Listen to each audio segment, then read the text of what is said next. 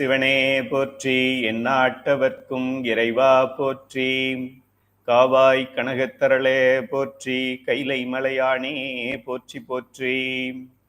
எல்லாம் வல்ல கைலை மலையானின் திருவருளால் உயிர்கள் சச்சிதானந்தத்தை அடைய வேண்டும் என்ற மிகப்பெரிய ஆசையிலே இந்த பதி பசு பாச ஞானத்தை உயிர்களுக்கு ஊட்டுவதற்காக இறைவன் தானே ஆசிரியராக இருந்து நந்தியம்பெருமானுக்கு இந்த பதி பசு பாச முப்பொருள் உண்மையை உபதேசித்து நந்தியம்பெருமான் சனத்குமாரர்களுக்கும் சனத்குமாரர் சத்தியஞான தரிசினிகளுக்கும் அவர் பரஞ்சோதி முனிவருக்கும் அவர் மெய்கண்டாருக்கும் அவர் அருள்நந்தி சிவாச்சாரியாருக்கும் அவர் மறைஞான சம்பந்தருக்கும் அவர் உமாபதி சிவத்திற்கும் அதுபோல ஆதீன குருமகா சன்னிதானங்களுக்கும் ஆதீன ஆசிரியர்களுக்கும் இன்று இருக்கின்ற அமைப்பின் ஆசிரியர்கள் அனைவரையும் தாண்டி நீங்களும் நானும் அதே ஞானத்தை அதே பாடத்தை அதே சிலபஸை நாம் படிக்கின்றோம் என்றால் அந்த வரிசையிலே நம்முடைய பெயர் வந்துவிட்டது. அது எத்தனாவது நம்பராக நம்ம இருக்கிறோம் அப்படிங்கிறத விட சிவபெருமானை எழுதிய அந்த லைன்ல அப்படியே கீழே நம்ம பெயரும் வருகிறது என்றால் இதை விட இந்த பிறவியில் என்ன பெயர் பெற வேண்டும்? நாம் இந்த பெயரை பெற்றதே பெரிய பெயர். இந்த உடலுக்கு நம்முடைய பரம்பரையிலே நம்மளுடைய பெயருக்கு முன்னால் இனிஷியல் சேர்த்துக் கொள்வோம். துரைசாமி என்றால் ஆர் துரைசாமி, அப்பா பெயர் ராமசாமி, அவருடைய பெயர் டி ராமசாமி. அப்படி இது உடல் பரம்பரை. இது ஒரு 2-3 பரம்பரைக்கு மேலே இது தாங்காது, நமக்கு தெரியாது. என்னுடைய தந்தையார் பெயர் எனக்கு தெரியும், தாத்தா பெயர் தெரியும், அவங்க அப்பா பெயர் தெரியாது. அவர் வாழ்நாள் ஃபுல்லாக எனக்காக தியாகம் பண்ணியிருப்பார், ஆனால் அவருடைய பெயர் கூட எனக்கு தெரியல. அதுதான் இந்த மாய வாழ்க்கை. ஆனால் இந்த ஞான பரம்பரையிலேயே நமக்கு முதல் குருநாதன் யார் என்பது நமக்கு தெரியும், எங்கேயும் மிஸ் ஆகாது. அப்படிப்பட்ட அந்த ஞான பரம்பரையில் சைவ சித்தாந்த சுடர் என்கின்ற ஒரு பாடத்திட்டத்திலே இந்த சாத்திர நூல்களில் 14 நூல்களில் சொல்லப்பட்டிருக்கின்ற கருத்துக்களின் அடிப்படை கருத்துக்களை பாமரர்களும் குழந்தைகளும் சைவ சித்தாந்த அறிமுகம் இல்லாதவர்களும் தெரிந்து கொள்ளுமாறு அமைக்கப்பட்டிருக்கின்றது இந்த சைவ சித்தாந்த சுடர் பாடம். இதிலே 15 அலகுகள் கொண்ட இந்த பாடத்திலே 11 அலகுகள் முடித்து இன்று நாம் 12வது அலகை பற்றி சிந்திக்கின்றோம். நேரடியாக பாடத்திற்குள் போவோம். இந்த 12வது அலகிலே நாம் 2 காரியங்களை பற்றி படிக்கப் போகின்றோம். ஒன்று தச நாடிகள் என்பதை பற்றி படிக்கின்றோம். அடுத்ததாக நாம் பேசுகின்ற இந்த பேச்சு, இந்த வாக்கு, அது எப்படி இருக்கும், அது எப்படி வந்தது, எப்படி வருகிறது என்ற ரகசியத்தை படிக்கப் போகின்றோம். அதற்கு பிறகு குணங்கள் என்று சொல்லக்கூடிய முக்குணங்கள், ராஜசம் தாமசம் சாத்வீகம் என்ற குணங்கள், இந்த குணங்கள் தான் நமக்கு பிறவி உண்டா இல்லையா என்பதை முடிவு செய்வது. சிவபெருமான் அல்ல, நாம் கொண்டிருக்கின்ற இந்த குணங்கள் தான் நமக்கு பிறவி உண்டா, அது நல்ல பிறவியா கெட்ட பிறவியா என்பதை முடிவு செய்வது இந்த குணங்கள். ஆக முக்கியமான பாடம் இன்று நாம் சிந்திக்க இருக்கின்றோம். சைவ சித்தாந்த சுடர் பயிற்சி வகுப்பு பாட வரிசையில் 12வது அலகாக நமசிவாய என்ற வார்த்தையில் வரும் ம என்ற மாயையை பற்றி சிந்திக்கின்றோம். இந்த சைவ சித்தாந்த சுடர் சிலபஸ் பாடத்திட்டம் முழுவதுமே 5 எழுத்து மந்திரம் என்று சொல்லக்கூடிய நாதன் நாமம் என்று சொல்லக்கூடிய நமசிவாய என்கின்ற 5 எழுத்துக்களை பற்றி சிறிதளவு தெரிந்து கொள்வதுதான் இந்த பாடம். நமசிவாய என்பதிலே ந என்பது நம் தாய் சக்தி, அதில் அவள் திரோதானமாக நம்மை இந்த உலக பந்தங்களிலே ஆட்படுத்தி, இந்த போகங்களிலே நம்மை ஆட்படுத்தி, நமக்கு இந்த போகம் நிலையற்றது என்பதை தெளிவுபடுத்துவதற்காக திரோதானமாக செயல்படுகின்ற திரோதான சக்தி ந என்று சொல்கின்றோம். ம என்று சொல்லுவது பொதுவாக மலங்கள் 3ஐயும் குறிக்கும். ஆணவ மலம், கண்ம மலம், மாயா மலம். ஆணவ மலம் ஆரம்பத்திலேயே அனாதியிலேயே உயிரின் அறிவை மறைத்திருந்தது. மாயை கண்மம் உயிரின் மேல் படவில்லை, ஆனாலும் அவையும் அனாதி பொருள்களாக இருந்தது. சிவபெருமான் கொண்ட மாபெரும் கருணையால் நம் மீது இருக்கின்ற ஆணவ மலத்தை நீக்க வேண்டும் என்று முடிவு செய்து அதை ஏற்கனவே இருக்கின்ற பொருள்களாகிய மாயை கண்மத்தை கொண்டு செயல்படுத்துகின்றார். இதான் ம என்கின்ற மலம். சி என்பது சிவம், சிவம் மட்டுமே கடவுள், மற்றதெல்லாம் சிறு தெய்வங்கள். அவையெல்லாம் ஒன்று கற்பனை தெய்வங்கள் அல்லது உங்களை போன்ற என்னை போன்ற ஒரு ஆத்மாக்கள், ஒரு உயிர்கள். அந்த உயிர்கள், அது பிரம்மாவாக இருந்தாலும் சரி, திருமாலாக இருந்தாலும் சரி, இந்திரனாக இருந்தாலும் சரி, சந்திரனாக இருந்தாலும் சரி, அவையெல்லாம் உயிர்கள். நாம் எல்லாம் இன்னும் பக்குவப்படவில்லை. அதனால் கந்தர்வக்கோட்டை, திருப்பூர் என்று இங்கே சுற்றி கொண்டிருக்கின்றோம். அவர்கள் கொஞ்சம் பக்குவப்பட்ட உயிர்கள், அதனால் திருமால், பெருமாள் என்றெல்லாம் பெயர் வைத்துக் கொண்டிருக்கிறார்கள். ஆக சிவபெருமான் கடவுள் பல அல்ல, அது ஒன்றே ஒன்று. மற்ற எல்லாம் உயிர்கள். இதில் ஒன்றும் சந்தேகமே இருக்கக்கூடாது. இதுதான் நமக்கு தெளிவு வேண்டும். யார் கடவுள், எதை வணங்க வேண்டும் என்பதை தெளிவுபடுத்திக் கொள்ள வேண்டும். ஆக சி என்பது சிவத்தை குறிக்கும். வ என்கின்றது நம்முடைய தாய், அருள்கின்ற தாய். இந்த உலகம் நிலையற்றது. இங்கே நான் நான் நான் நான் நான் என்று சொல்லுவதெல்லாம் நான் அல்ல. இங்கே எனது எனது எனது எனது எனது என்று நான் சேர்க்கின்ற புறப்பொருள்கள் எல்லாம் என்னுடையது அல்ல, அதை நான் எடுத்துச் செல்ல முடியாது என்கின்றதை நாம் புரிந்து கொள்ளும் பொழுது நாவாக இருந்த திரோதான சக்தி அப்படியே வாவாக மாறி சக்தி நிபாதத்தில் நம்மை செயல்படுத்துவாள். அடுத்தது ய என்பது உயிர்கள். பல்வேறு வகையான உயிர்கள் இருக்கின்றன. உயிர்கள் எண்ணற்றவை. அவை எத்தனை என்று சிவபெருமானுக்கு மட்டும்தான் தெரியும், திருமாலுக்கு தெரியாது. திருமாலுக்கு ஏன் தெரியாது என்றால், படைத்து கொடுத்த பிறகு இதை காத்துக்கொள் என்று சொன்னதைத்தான் திருமாலுக்கு தெரியும். அதாவது ஐயா என்கிட்ட கொடுத்ததுக்கு தான் நான் பொறுப்பு, கொடுக்காததுக்கு நான் பொறுப்பு கிடையாது என்று அவர் ஒதுங்கி விடுவார். ஆக இந்த கணக்கு வழக்கெல்லாம் கரெக்டா தெரிஞ்சது சிவபெருமான் தான். ஆக சிவபெருமானை நாம் எப்போதும் மறவாமல் அன்பால் துதிக்க வேண்டும். இடையரா அன்பு, அப்படி நாம் அவனை வழிபாடு செய்ய வேண்டும். அதுதான் நம்முடைய பாடம். அதிலே இந்த ம என்கின்ற மலத்திலே, மாயை என்கின்ற மலத்திலே, அதிலும் தாத்வீகங்கள் என்று சொல்லக்கூடிய பகுதியிலே நாம் படித்து கொண்டிருக்கின்றோம். நிலத்தின் தாத்வீகங்கள் 5 என்று படித்தோம். நீரின் தாத்வீகங்கள் 5 என்று படித்தோம். நெருப்பு என்கின்ற பூதத்தின் தாத்வீகங்கள் 5 என்று படித்தோம். காற்று என்று சொல்லக்கூடிய பூதத்தின் தாத்வீகங்கள் 10 தசவாயுக்கள் என்று படித்தோம். இன்று நாம் ஆகாயம் என்று சொல்லக்கூடிய பூதத்தின் தாத்வீகங்களாக 10 படிக்கின்றோம். சில நூல்களிலே இதிலே பெயர் மாற்றம் இருக்கும், அல்லது வேறு எதையாவது குறிப்பிட்டிருப்பார்கள். எல்லாவற்றையும் நாம் குழப்பிக்கொள்ள வேண்டாம். ஒரு ஆசிரியர் என்ன சொல்லி இருக்கிறாரோ அதை நாம் படித்து தெரிந்து கொள்வோம். இதற்கு முன்னர் நிலம், நிலம் என்றால் நாற்றம், நிலத்தின் தன்மை நாற்றம்.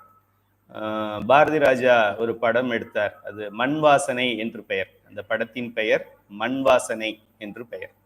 மண்ணிற்கு வாசனை உண்டு, இது சைவ சித்தாந்தம். அதுதான் இந்த நம்ம கொடுத்திருக்கிற நிலத்தின் இயல்பு. நிலத்துல மழை பெய்த உடனே நம்ம மழையை பார்த்தோமோ இல்லையோ, சத்தம் கேட்டுதோ இல்லையோ, அந்த கிராமப்புறங்கள்ல இருக்கிறவங்களுக்கு, சிட்டியில இது தெரியாது, கிராமப்புறங்கள்ல இருக்கிறவங்களுக்கு மண் வாசம் வர்றதை வச்சு தூறல் தூறி இருக்கிறது என்று நாம் கண்டுபிடித்து விடலாம். தூறலிலே மனம் இல்லை, மண்ணிலே மனம் இருக்கின்றது. அதனால் இதனுடைய இயல்பு, நிலத்தின் குணம் நாற்றம் என்று நாற்றம்னா நாத்தம் அப்படி இல்லை, நாற்றம் என்றால் மனத்தையும் குறிக்கிறது. மல்லிகைப்பூ நாற்றம், ரோசாப்பூ நாற்றம் அப்படி சொல்லலாம். நாற்றம் என்பது மனம் என்பதை குறிக்கின்றது. ஆக நல்ல மனமாக இருந்தாலும் கெட்ட மனமாக இருந்தாலும் அது நாற்றம் என்ற பெயரை பெறுகிறது. ஆக நிலத்தின் தன்மை நாற்றம். நீரின் தன்மை சுவை. ஈரப்பதம் இல்லாமல் சுவையை நாம் அறிந்து கொள்ள முடியாது. வறண்ட நாக்குல அல்வாவை வச்சாக்க அல்வால இருக்கிற ஈரத்தை வச்சுதான் நமக்கு சுவை தெரியுமே தவிர, இல்லைன்னா சுவை நமக்கு தெரியாது. ஆக நீரின் குணம் சுவை, நெருப்பின் குணம் ஒளி, வெளிச்சம். ஒரு நெருப்பு எங்கேயாவது பற்ற வச்சா வெளிச்சம் வருது. நெருப்பின் குணம் ஒளி. மற்றும் காற்று என்பது ஊறு. காற்று இருப்பதால் தான் நமக்கு இந்த ஊறு விசை தெரிகிறது. காத்து அடிக்குது, காத்து வேகமா அடிக்குது, காத்தே இல்லை அப்படிலாம் சொல்றோமே, அந்த ஊறு என்கின்ற ஒரு உணர்வை வைத்து நாம் சொல்லுகின்றோம். இது எல்லாத்தையும் நம்ம முன்னாடியே பார்த்துட்டோம். இன்னைக்கு நம்ம பார்க்க போறது ஆகாயம் என்கின்ற பூதத்தின் தாத்வீகங்கள். ஆகாயத்துடைய குணம், இயல்பு ஓசை. ஆகாயத்துல சத்தம் இருக்கு, அதுதான் சயின்டிஸ்ட் எல்லாம் இப்ப கண்டுபிடித்து கொண்டிருக்கிறார்கள். அந்த சத்தம் ஓம் என்று கேட்கிறது என்று சொல்லிக் கொண்டிருக்கிறார்கள். ஆக ஆகாயம் என்பது ஓசை என்பதை குறிக்கும். என்ற பூதத்தின் தாத்வீகங்களாகிய தச நாடிகள் பற்றி சிந்திக்க போகின்றோம். இந்த பாடத்திலே 3 விஷயங்கள் படிக்க போகின்றோம். தச நாடிகள் பற்றி படிக்கின்றோம். வாக்கின் கூறுகள் என்று நாம் பேசுகின்ற வார்த்தை எப்படி வந்தது என்ற ரகசியத்தை படிக்க போகின்றோம். அடுத்ததாக முக்குணங்கள் என்று சொல்லக்கூடிய ராஜசம், தாமசம், சாத்வீகம் பற்றி படிக்க போகின்றோம். முதல்ல நம்ம படிக்கிறது இந்த நாடிகள். இந்த நாடிகளில் தச நாடிகள். தச என்றால் 10, தச அவதாரம், தசாவதாரம் அப்படின்னு சொல்றோமே. தச நாடிகள் என்றால் 10, தச வாயுக்கள் என்றால் 10. தச என்கின்ற வடமொழி வார்த்தைக்கு 10 என்ற பொருள் தமிழிலே. உடம்பில் உள்ள துடிப்புகளை நாடிகள் என்கின்றோம். பல்ஸ் என்று சொல்லுவார்கள் ஆங்கிலத்திலே. உடம்பில் உள்ள துடிப்பு, ஒரு டாக்டர்கிட்ட போனாக்க அவங்க உடனே ஸ்டெத் வச்சு பார்ப்பாங்க. அல்லது ஒரு ஒரு பிபி மானிட்டரில் போட்டாக்க அதில் பிளட் ப்ரெஷர் ஹையர் எவ்வளோ இருக்குது, லோயர் எவ்வளோ இருக்குது, அதுக்கப்புறம் பல்ஸ் ரேட் எவ்வளோ இருக்குன்னு அது காமிக்கும். இதுபோல் நாடி பிடித்து பார்த்தாலும் இதில் இரத்த ஓட்டம் எப்படி இருக்குன்னு பார்ப்பாங்க. அதில் நம்ம உயிர் இருக்கா இல்லையான்னு கடைசியாக டாக்டர்கிட்ட கேட்கும்போது காற்று வருதான்னு பார்ப்பாங்க, நெஞ்சில் ஏதாவது வைப்ரேஷன் இருக்கான்னு பார்ப்பாங்க, கையை தொட்டு பார்ப்பாங்க, அப்படியே கையை விட்டுருவாங்க, முடிஞ்சு போச்சு அப்படின்னு. ஆக இந்த நாடி என்பது உடம்பில் உள்ள துடிப்புகளை வைத்து அதுதான் நாடி என்கின்றோம். காற்றால் ஊட்டப்படும் ஆற்றலை உடல் முழுக்க கடத்தி உயிர் வளர்ப்பவை நாடிகள். நம்ம படிக்கிறது கொஞ்சம் சயின்ஸுக்கும் இன்னும் அட்வான்ஸ்டு சயின்ஸ். ஆக்சுவல் சயின்ஸ் இப்போ doctor science, engineer science, scientist science எல்லாம் ஒரு அடிப்படை கல்வியில் இருக்கிறாங்க. ஒரு பிரைமரி ஸ்கூல் லெவலில் இருக்கும். நம்ம படிக்கிறது அட்வான்ஸ்டு மாஸ்டர் கிளாஸில் நம்ம படிக்கிறோம். அதனால இது கொஞ்சம் பார்க்கறதுக்கு கற்பனை மாதிரி இருக்கும். நமக்கு இந்த அறிவு வளர வளர வளர சயின்ஸும் இன்னும் முன்னேற முன்னேற முன்னேற இன்னும் நிறைய ராக்கெட் எல்லாம் கண்டுபிடிக்க அவங்களும் இந்த பாடத்தை படிக்க ஆரம்பிச்சிருவாங்க. காற்றால் ஊட்டப்படும் ஆற்றலை உடல் முழுக்க கடத்தி, நமக்கு சுவாசம் அப்படிங்கிறது தானே நமக்கு எனர்ஜி, மெயின் எனர்ஜி அதுதான். நம்ம காற்று எது வழியா இழுக்கிறோம்? மூக்கு வழியா இழுக்கிறோம். மூக்கு வழியா போய் காற்று குழாய் வழியாக லங்ஸ் என்ற பகுதிக்கு அது வருகிறது. இப்போ இதுல இருக்கிற எனர்ஜி, காற்றுல எனர்ஜி இருக்கு, இல்லைன்னா நம்ம காற்றை சுவாசிக்க வேண்டிய அவசியம் இல்லை. அதுல இருக்கிற ஆக்சிஜன் அப்படிங்கிறது தான் நமக்கு எனர்ஜி. அந்த ஆற்றலை உடல் முழுக்க கடத்தி உயிர் வளர்ப்பவை நாடிகள்.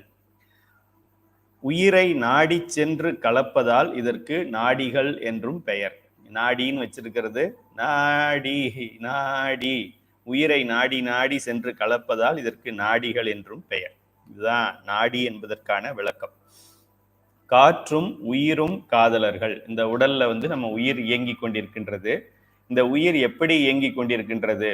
ஏதாவது ஒன்று ஒரு இடத்துல இருந்து இன்னொரு இடத்துக்கு மூவ் ஆகணும்னா அதுக்கு ஒரு இயந்திரம் தேவை இல்லையா? இப்போ நான் கந்தர்வக்கோட்டையில் இருக்கின்றேன், நான் சென்னைக்கு போக வேண்டும். எப்படி போறது? ஏதாவது ஒரு மெக்கானிசம்னு சொல்லுவாங்க. ஒரு பொருளை பயன்படுத்தி நான் இப்போ காரில் போகலாம், பஸ்ஸில் போகலாம், ஃப்ளைட்டில் போகலாம், பறந்து போகலாம், புஷ்ப விமானத்தில் போகலாம். ஏதோ ஒரு வகையில் நான் இந்த இடத்திலிருந்து அந்த இடத்திற்கு போக வேண்டும் என்பதற்கு ஒரு கடத்தி ஒன்று தேவைப்படுகிறது. இந்த உயிர் நாம் படித்திருக்கின்றோம், 5 அவத்தைகள் என்றெல்லாம் படிக்கின்றோம். நமக்கு நனவு நிலையிலே நெற்றி புருவத்திலும், கனவு நிலையிலே இங்கேயும், அடுத்ததாக உறக்க நிலையிலே, ஆழ்ந்த உறக்க நிலையிலே, உயிர் படங்கள் நிலையிலே என்று இது எப்படி மேலே ஏறுது கீழே இறங்குது, இதெல்லாம் யார் பண்றாங்க? உயிர் தானே பண்ணி கொள்ளுமா? தானே அது நகருமா? சும்மா ஒரு பட்டாசு ராக்கெட் விட்டா கூட அதுக்கு மருந்து இருந்தா தானே ஏறுது. மருந்து தீர்ந்த ராக்கெட்டுக்கு நீங்க எவ்வளவு நெருப்ப வச்சாலும் அது பறக்காது. அந்த உயிர் மேலே ஏறுது, கீழே இறங்குது, விரல் நுனிக்கு வருது, முடிக்கு வருது, உள்ளங்காலுக்கு வருது, உச்சந்தலைக்கு வருது எல்லாம் சொல்றாங்களே, இது யார் இதை நகர்த்துறாங்க என்றால் இந்த உடலுக்குள்ளே நகர்த்துவது நாடிகள். அதான் இது ரொம்ப முக்கியத்துவம் வாய்ந்தது. உயிரை ஒரு இடத்துக்கு கொண்டு போகணும் அப்படின்னா இந்த நாடிகள் தான் அதை செய்கின்றது. இப்போ நான் கண்ணை மூடி இருக்கேன், யாரும் எதுவும் சொல்லலை, நீங்க என்னுடைய உடலை தொடுறீங்க. தொடும் பொழுது எனக்கு தெரிஞ்சிருது யாரோ தொடுறாங்க அப்படிங்கிறது எனக்கு தெரியுது. கண்ணால நான் பார்க்கல, காதால கேட்கல, மூக்கால நுகரல, தொடு உணர்ச்சியை வச்சு யாரோ தொடுறாங்க அப்படிங்கிறது எனக்கு தெரிஞ்சிருக்கு. இப்போ இந்த தொடுதல் அப்படிங்கிறதுக்குள்ள நிறைய சயின்ஸ் நடந்திருக்கு. இங்க என்ன இருக்கு? இந்த ஊரு என்று சொல்லக்கூடிய காற்றால் இந்த உணர்ச்சி எனக்கு தூண்டப்பட்டிருக்கிறது. இந்த காற்றால் தூண்டப்பட்ட ஒரு உணர்ச்சி இந்த தோலுக்கு உணர்ச்சி கிடையாது, தோலுக்கு அறிவு கிடையாது.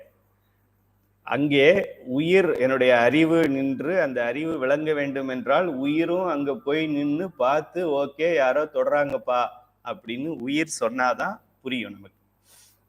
உயிர் இல்லாத ஒரு செத்து போனவங்களுக்கு தொட்டு பாருங்க, தொடாத அப்படியா சொல்றாங்க? சொல்றது இல்லை அவங்க. ஏன் உயிர் அங்க நின்று அதை அறிந்து கொள்வது கிடையாது. ஆக இந்த உடல்ல உயிர் அங்கங்க நகர்ந்துகிட்டே இருக்கு, எல்லா இடத்துலையும் பரவி இருக்குது அப்படிலாம் சொல்றோம். அதுக்கு காரணம் முக்கியமான ஒரு கடத்தி என்பது இந்த காற்று. ஆக ஒன்றோடு ஒன்று கலந்து வாழ்கின்றன. காற்றே உயிரை வளர்க்கிறது, உயிரே காற்றின் இருப்புக்கு பொருள் கற்பிக்கிறது. இப்ப ஏதோ இந்த காத்தால தான் உயிர் வாழுது அப்படின்னு நம்ம நினைக்க கூடாது. உயிர் இல்லைன்னா காத்து இருந்து என்ன பண்றது? சுவாசமே நடக்காது. ஆக இதுவா அதுவா, கணவன் பெரியவரா மனைவி பெரியவளா அப்படி கிடையாது. இருவரும் சேர்ந்துதான் இந்த இல்வாழ்க்கையை நடத்துகின்றார்கள் என்பது போல இந்த காற்றும் உயிரும் இணைந்து செயல்பட்டால்தான் இந்த உடல் நமக்கு இயக்கத்திற்கு வரும். உடலில் காற்று இருப்பதால் உயிரும், உயிர் இருப்பதால் காற்றும் இருக்கின்றன. உயிர் போயிடுச்சு அப்படின்னா காத்து மட்டும் எப்படி இருக்கும்? வெறும் காத்து தான் இருக்கு, உயிர் இல்லை அப்படின்னாக்க அதுவும் இல்லை. ஆக ரெண்டுமே இணைந்து இருந்தால்தான் நம்மளுடைய உடல் செயல்பாட்டில் இருக்கும். நாடிகளுக்கு உடலில் பிசிக்கல் எக்ஸிஸ்டன்ஸ் கிடையாது. ஒரு தொட்டு காமிக்கிற ஒரு பொருள் அது கிடையாது. ஒரு உதாரணத்திற்கு, என் உடம்புல கண் இருக்கா? இருக்கு, ஏதோ இருக்கு. காது இருக்கா? இருக்கு. ஹார்ட் இருக்கா? இருக்கு. வெளியில தெரியாது, ஆனா ஸ்கேன் பண்ணி பார்த்தா தெரியும். சிறுகுடல் இருக்கா? பெருகுடல் இருக்கா? கிட்னி இருக்கா? அது எல்லாமே இருக்கு, உள்ளுக்குள்ள இருக்கு. சிலது வெளியில தெரிகிற மாதிரி இருக்கு, சிலது ஒரு மெடிக்கல் இன்ஸ்ட்ருமெண்ட்டை வச்சு நம்ம கண்டுபிடித்து கொள்ளலாம். ஆனா நாடிகள் எங்கே இருக்கு அப்படின்னு கண்டுபிடிக்கிற இன்ஸ்ட்ருமெண்ட் இன்னும் கண்டுபிடிக்கல. அந்த அளவுக்கு நமக்கு இன்னும் சயின்ஸ் வளரல, அக்யூரசி வளரல. பிற்காலத்தில் வளரும் பொழுது நம்ம அதை கண்டுபிடித்து கொள்ளலாம். ஆனா இப்போ அதுக்குன்னு ஒரு உருவம், அதுக்குன்னு ஒரு கலர், அதுக்குன்னு ஒரு சைஸ் இல்லாமல் அது ஒரு ஃபார்ம்லெஸ்ஸாக அது இருக்கிறது, சூக்குமமாக அது இருக்கிறதுன்னு வைத்துக் கொள்ளலாம். இந்த நாடிகள் மொத்தம் எத்தனை வகையான நாடிகள் இருக்குன்றத அருளாளர்கள் தன்னுடைய அருள் கண்ணின் மூலம் பார்த்திருக்கிறார்கள். சாதாரண இந்த ஊனக்கண்ணால பார்க்க முடியாது. இந்த கண்ணால 1000 வாட்ஸ் பல்பை நேராகவே பார்க்க முடியாது. இது போய் எங்க நாடிகளை பார்க்க போகுது? கரண்ட் போயிடுச்சுன்னா உள்ள முன்னாடி உட்கார்ந்துருக்கிறது யாருன்னு கூட நமக்கு தெரியாது. அவ்வளவுதான் இந்த கண்ணுக்கு உண்டான அறிவு. இந்த கண்ணை கொண்டு நாம் பார்க்க முடியாது. அருளாளர்களின் கண்ணை கொண்டு அவர்கள் இதை பார்த்து மொத்தம் 72,000 நாடிகள் இருக்கின்றன ஒரு மனித உடலிலே என்று கண்டுபிடித்திருக்கிறார்கள். எவ்வளவு பெரிய ஞானிகளாக அவங்க இருக்கணும். இதுல நாடி இருக்குன்றதே இன்னும் கண்டுபிடிக்காத காலத்துல 2025ல 72,000 நாடிகள் இருக்கின்றதையும் கண்டுபிடித்திருக்கின்ற அருளாளர்களை நாம் வணங்கி வணங்கி வணங்கி அவர்களுடைய அருளை நாம் பெற வேண்டும். இந்த 72,000 நாடிகளை பற்றி பாடத்துல நடத்த முடியாது. அதெல்லாம் ரொம்ப மைன்யூட்டான ஒரு விஷயங்கள். அதுல இருந்து சுருக்கமாக சொன்னால் ஒரு 513 நாடிகள் அது ரொம்ப முக்கியமானது. அதிலும் முக்கியமானவை ஒரு 10 வகையான நாடிகள். அதைத்தான் நம்ம இன்னைக்கு படிக்க போறோம். இப்போ நம்மளுடைய நாட்டிற்கும் பாகிஸ்தான் என்ற நாட்டிற்கும் சண்டை இருக்கின்றது. நம்ம நாட்டில் 140 கோடி மக்கள் இருக்கிறாங்க. நம்மளுடைய நாட்டை ஆளுகின்ற நம்மளுடைய பிரதம மந்திரி 140 கோடி மக்களையும் கூப்பிட்டு என்ன பண்ணலாம் அப்படின்னு பேசுவாரா? அவர் மீட்டிங் போடுவாரா? அப்படி போட்டா எப்போ முடிவு எடுக்கிறது? ஆக அவர் ஒரு 4 பேரை தான் கூப்பிட்டு மீட்டிங் போடுறாரு. வெளியுறவுத்துறை அமைச்சரை கூப்பிட்டு இருக்காரு. நம்மளுடைய என்ன சொல்றது, நாட்டின் சேஃப்டி அஜித் தோவால் அப்படிங்கிற ஐயா அவங்கள கூப்பிட்டுருக்காரு. ஆலோசகர், பாதுகாப்பு ஆலோசகர் அவரை வைத்திருக்கிறாரு. டிஃபென்ஸ் மினிஸ்டர் இருக்கிறாரு. அவ்வளோதான், ஒரு 4 பேர் ஃபர்ஸ்ட் மீட்டிங். அதுக்கு மேலே வேணும் அப்படின்னாக்க முப்படை தளபதிகள் இருக்கிறாங்க. அதுக்கப்புறம் வேணும் அப்படின்னா ஹோம் மினிஸ்டரை கூப்பிட்டுக்கிறாரு. அதுபோல் இந்த 72,000 நாடிகளையும் நம்ம நேரடியாக தொடர்பு கொள்ள முடியாது. அதை படித்து இப்போ நம்ம தெரிஞ்சுக்க முடியாது. அதுக்கு மேலோட்டமாக ஒரு 513 இருக்குது. அதை படிக்கலான்னா அதுக்கும் நேரம் இல்லை. அதனால சுருக்கமாக ஒரு 10 நாடிகளை பற்றி நாம் தெரிந்து கொள்ள போகின்றோம். இந்த 10 நாடிகள், தச நாடிகள் என்னென்னு பெயர் சொல்கிறேன். ஒன்று இடகலை என்று பெயர், பிங்களை, சுழுமுனை, சிங்குவை, புருடன், காந்தாரி, அத்தி, அலம்புடை, சங்குனி, குரு ஆகியவை ஆகும். குரு என்பதை சில நூல்களிலே குஹு என்றும் போற்றியிருப்பார்கள். அதை பற்றி கவலைப்பட வேண்டாம். இதுல இடகலை என்பது ஓரளவு நமக்கு தெரிஞ்ச ஒரு இது. நிறைய இந்த டாக்டருடைய சிம்பலுக்கு போட்டிருப்பாங்க, பார்த்துருப்பீங்க. ஒரு நடுவுல ஒரு கத்தி மாதிரி ஒன்று இருக்கும், ஒரு கம்பு மாதிரி இருக்கும். அதை சுற்றி 2 பாம்பு சுற்றி இருக்கும். பாம்பு தலை வெளியில தெரியும். அதுல ஒரு பக்கத்துல இடது பக்கத்துல இருக்கின்ற இந்த நாடிக்கு பெயர் இடகலை. இடது பக்கத்துல இருக்கிறதுனால இடகலை என்று பெயர். இடகலை என்பது சந்திர நாடியை குறிக்கும். நம்ம காற்றை பற்றி தானே படிக்கிறோம். காத்து எது வழியா நம்ம உடலுக்குள்ள என்டர் ஆகுது? தலை வழியா என்டர் ஆகுதா? இல்ல. எது வழியா என்டர் ஆகுது? நம்ம மூக்கு வழியா என்டர் ஆகுது. ஆக அந்த சுவாசத்தை பத்தி படிக்கிறதுனால இடகலை என்பது லெஃப்ட் நாஸ்ட்ரில் என்று சொல்லக்கூடிய மூக்கிலேயே இடது துவாரம், அதுதான் இடகலை என்று சொல்லுகின்றோம். இந்த இடகலையுடைய அமைப்பு என்ன என்றால், இது குளிர்ச்சியை தரக்கூடிய அமைப்பு. இது உள்ள காத்து போனா உடம்பு குளிர்ச்சி ஆகும். எவ்வளோ ஒரு சிறப்பான ஒரு டிசைன் பாருங்க. நம்ம மூக்கு தான் அப்படின்னு காத்து இழுக்கிறோம். இதுல போன காத்து குளிர்ச்சியை தரும், இதுக்குள்ள போன காத்து வெப்பத்தை தரும். நம்ம உடம்புக்கு குளிர்ச்சி வேணுமா வெப்பம் வேணுமான்னு பார்த்துக்கிட்டு இங்க ஒருத்தர் உட்கார்ந்து இருக்கிறார். இவர் என்ன பண்ணுவாரு, உடம்புக்கு குளிர்ச்சி தான் வேணும்னா இந்த கதவை நமக்கே தெரியாம அவரே கொஞ்சம் கொஞ்சமா சாத்தி வச்சுக்குவார். கொஞ்சம் க்ளோஸ் பண்ணி வச்சுக்கிட்டு எல்லா காத்தையும் இது வழியா வருவார். குளிர்ச்சி தான் வேணும் என்றால். ஹீட்டு வேணும் அப்படின்னா இதை க்ளோஸ் பண்ணிக்கிட்டு இது வழியா காத்தை உள்ள விடுவார். அவருக்கு எப்படி தெரியும்? இது சிவபெருமானுடைய கருணை. நமக்கே தெரியாது. நீங்க உங்க மூக்கை நீங்க கொஞ்சம் இப்போ கூட நீங்க சோதிச்சு பார்க்கலாம். நாஸ்ட்ரல்ல ஒரு பக்கம் வலது பக்கத்தை மூடிக்கிட்டு அப்படின்னு கொஞ்சம் அப்படின்னு இழுக்காம சின்னதா காத்து இழுத்து பாருங்க. அதை ஃபீல் பண்ணி பாருங்க. அது நல்லா ஃப்ரீயா மூச்சு வாங்குற மாதிரி இருக்கா இல்லை கொஞ்சம் அடைச்ச மாதிரி இருக்காங்கிறத ஜஸ்ட் ஃபீல் பண்ணி பாருங்க. அப்படிலாம் இழுத்துற வேண்டாம். சும்மா சும்மா காத்தை மட்டும் இழுங்க. அப்படின்னு இழுங்க. ஓகே, ஒரு ஃபீலிங் தெரியுது. அதே இதை க்ளோஸ் பண்ணிக்கங்க. இந்த பக்கம் இழுத்து பாருங்க. இந்த பக்கம் இழுத்து பார்த்தீங்க அப்படின்னா கொஞ்சம் அடைச்ச மாதிரி இருக்கும்.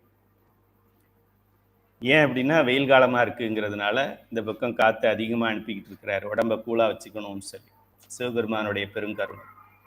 கோயிலுக்கு போனாலும் சரி, விளக்கேற்றினாலும் சரி, தேங்காய் உடைச்சாலும் உடைக்காட்டியும் உயிர் வாழ வேண்டும் என்பதற்காக பெருமான் இங்கே உட்கார்ந்து இந்த வேலையை செஞ்சுக்கிட்டு இருக்கிறான். ஆக இதை இடகலை அல்லது சந்திர நாடி என்று சொல்லுவோம்.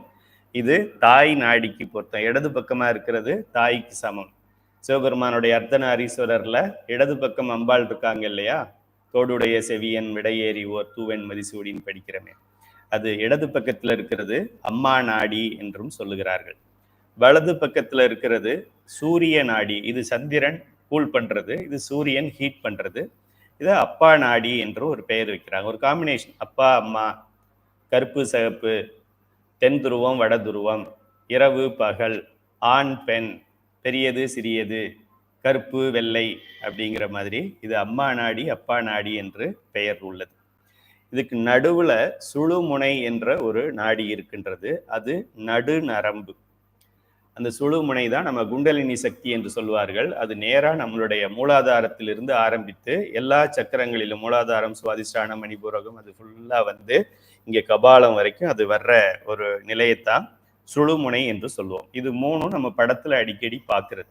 யாராவது ஒரு டாக்டருடைய கார்லேயோ அவங்களுடைய ஆஃபீஸ்லேயோ அவங்களுடைய போர்டுலேயோ பார்த்தீங்கன்னா இது இருக்கும். அந்த காலத்துல எல்லா இடத்துலையும் இதுதான் இருக்கும். இப்போ எங்கேயோ அந்த இயேசுநாதர் சிலுவை மாதிரி இங்கிலீஷ் மெடிசினுக்கு ப்ளஸ் போட்டு அலோபதி மெடிசினுக்கு அது டாமினண்ட்டாகவும், இது எங்கேயோ யாராவது பழைய காலத்து டாக்டராக இருந்தாருன்னா அவர் காரில் இது போலவும் ஒட்டி இருக்கிறாங்க. ஆக எக்காலத்திலும் இதைத்தான் ஒட்டணும் டாக்டர்கள் தெரிந்து கொள்ளவும். இந்த பாடத்தை அவங்க படித்த பின்னாடியாவது அந்த ஸ்டிக்கரை வாங்கி ஒட்டிக்கிறாங்களா பார்க்கலாம். சரி, அடுத்ததாக இது மூன்றும் நம்ம அடிக்கடி பார்த்து ஃபெமிலியர்னு சொல்லுவாங்க, பழக்கப்பட்ட நாடிகள். இன்னும் கொஞ்சம் இருக்கிறது டீப்பானது. சிங்குவை அப்படிங்கிறது உள்நாக்கோட நாடியது. புருடன் என்பது வலது கண் நரம்பு. காந்தாரி என்பது இடது கண்ணுக்கு உண்டானது. அத்தி என்பது வலது செவி. அலம்புடை என்பது இடது செவி. அப்புறம் சங்குனி என்பது கருவாய். கருவாய் படிச்சிருக்கோம் இல்லையா, அந்த கருவாயை இயக்குகின்ற ஒரு நாடிக்கு பெயர் சங்குனி என்று பெயர். குரு எருவாயை இயக்குகின்றது. எருவாய் என்றால் மலவாய், கழிவுகளை கழிக்கின்ற மலவாய். மலவாய் மட்டும் இல்ல, மலம் நீர் கழிக்கின்ற வாய்கள் ரெண்டுமே அதுல வந்துடும். இதுவரை பஞ்சபூதங்களாகிய 5ம் 35 கூறுகளாக, அதாவது தாத்விகங்களாக செயல்படுவதை சிந்தித்தோம், பார்த்து முடிச்சிட்டோம். எப்படி? முதல்ல நிலம் என்கின்ற பூதம் 5 வகையா. உடம்புல நிலம் என்ன இருக்கு? எலும்பு இருக்கு, நரம்பு இருக்கு, தசைகள் இருக்கு, முடி இருக்கு. அது போல 5 வகை படித்தோம். 5 எழுதிக்கங்க. நிலம் 5. அடுத்தது நீர் உடல்ல 5 வகையான நீர் இருக்கிறது. வேர்வை நீர் இருக்கிறது, எச்சில் நீர் இருக்கிறது, வேற என்ன நீர் இருக்கு, சிறுநீர் இருக்கின்றது, ரத்தம் இருக்கின்றது. அப்படி 5 வகையான நீர் இருக்கிறதா படிச்சிருக்கோம். நிலம், நீர், நெருப்பு 5 வகையான டெம்பரேச்சர் நம்ம உடம்புல இருக்கு. எல்லார் உடம்புலையும் 5 வகையான டெம்பரேச்சர் இருக்கு. ஒண்ணு கிடையாது.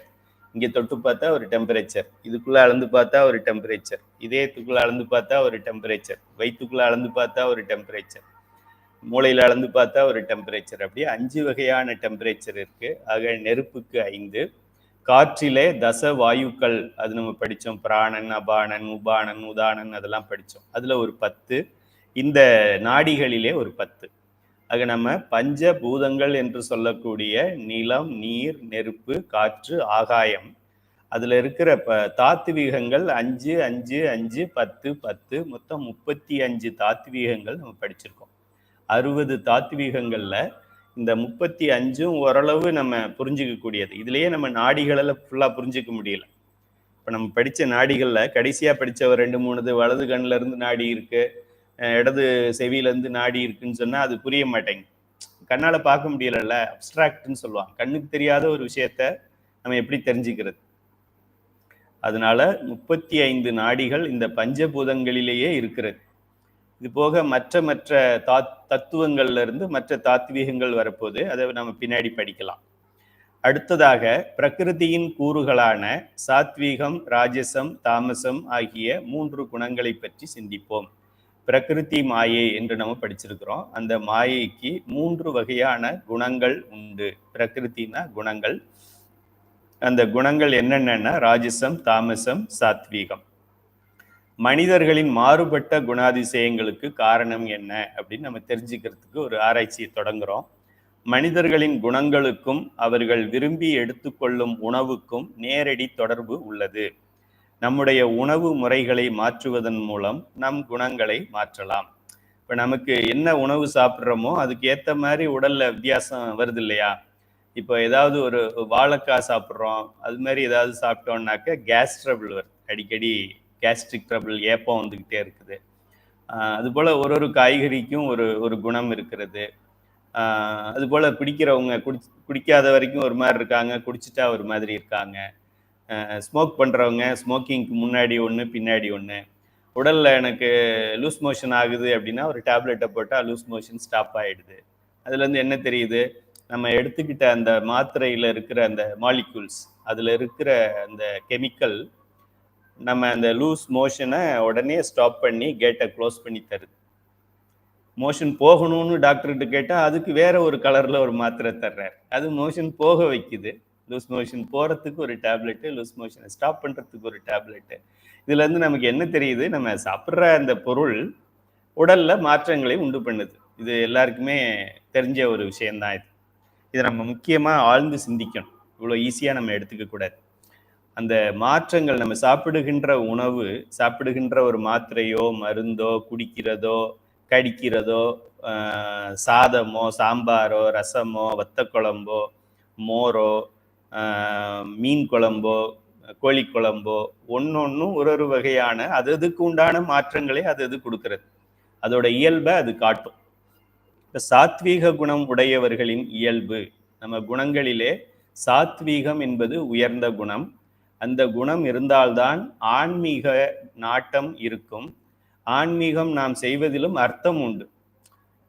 சபரிமலைக்கு மாலை போட்டிருக்கேன்னு சொல்லிட்டு அந்த எப்படா இந்த 15 நாள் முடியும், 25 நாள் முடியும், 45 நாள் முடியும்னு சொல்லிட்டு வர்ற வழியிலேயே மாலையை கழட்டிட்டு பிடிச்சிட்டு வர்றவங்களாம் நிறைய பேர் இருக்காங்க. அடடா புரட்டாசி வந்துருச்சா அப்படின்னு கவலைப்படுறவங்களாம் நிறைய மனிதர்கள் இருக்காங்க. புரட்டாசி மாதம் வந்துருச்சு, புரட்டாசி தொலைஞ்சிருச்சு, சனியே புரட்டாசி தொலைஞ்சிருச்சு. ஆடு மாடுகள் எல்லாம் நிம்மதியாக இருக்கும். எல்லா மாதமும் புரட்டாசியாக இருக்கக்கூடாதா பெருமாளே, இல்லைன்னா என்னைய கொன்று தின்றுவானுங்க இவனுங்க, அடுத்த மாதமும் புரட்டாசியாக இருக்கிற மாதிரி அருள் செய்வாய் அப்படின்னு எல்லாம் வேண்டிக் கொள்ளும். சாத்வீக குணம் நமக்கு வேணும். நமக்கு பிறவி வேண்டாம், சந்தோஷம் வேண்டும். நம்ம பிள்ளைங்களுக்கு உடனே வேண்டிய நேரத்திலே திருமணம் நடக்க வேண்டும், வேண்டிய நேரத்தில் குழந்தை பேர் வேண்டும், கடன் தொல்லை இருக்கக்கூடாது, நமக்கு நிம்மதியான வாழ்க்கை வேண்டும் என்றால் சாத்வீக குணம் நமக்கு வேண்டும். தான் சயின்ஸ். அதனால அந்த குணத்தை எப்படி பெறுவது அப்படின்னு நம்ம ஆராய்ச்சி பண்ணணும். பிள்ளைக்கு எப்படி கல்யாணம் பண்ணுவது அப்படின்னு ஆராய்ச்சி பண்றதை விட, சாத்விக குணத்தை எப்படி நான் பெறுவது அப்படின்னு ஆராய்ச்சி பண்ணி அதுக்குண்டான வழிமுறைகளை தெரிஞ்சுக்கிட்டு நீங்க சாத்வீகம் ஆயிட்டீங்கன்னா ஆட்டோமேட்டிக்கா பிள்ளைக்கு கல்யாணம் ஆயிடும்.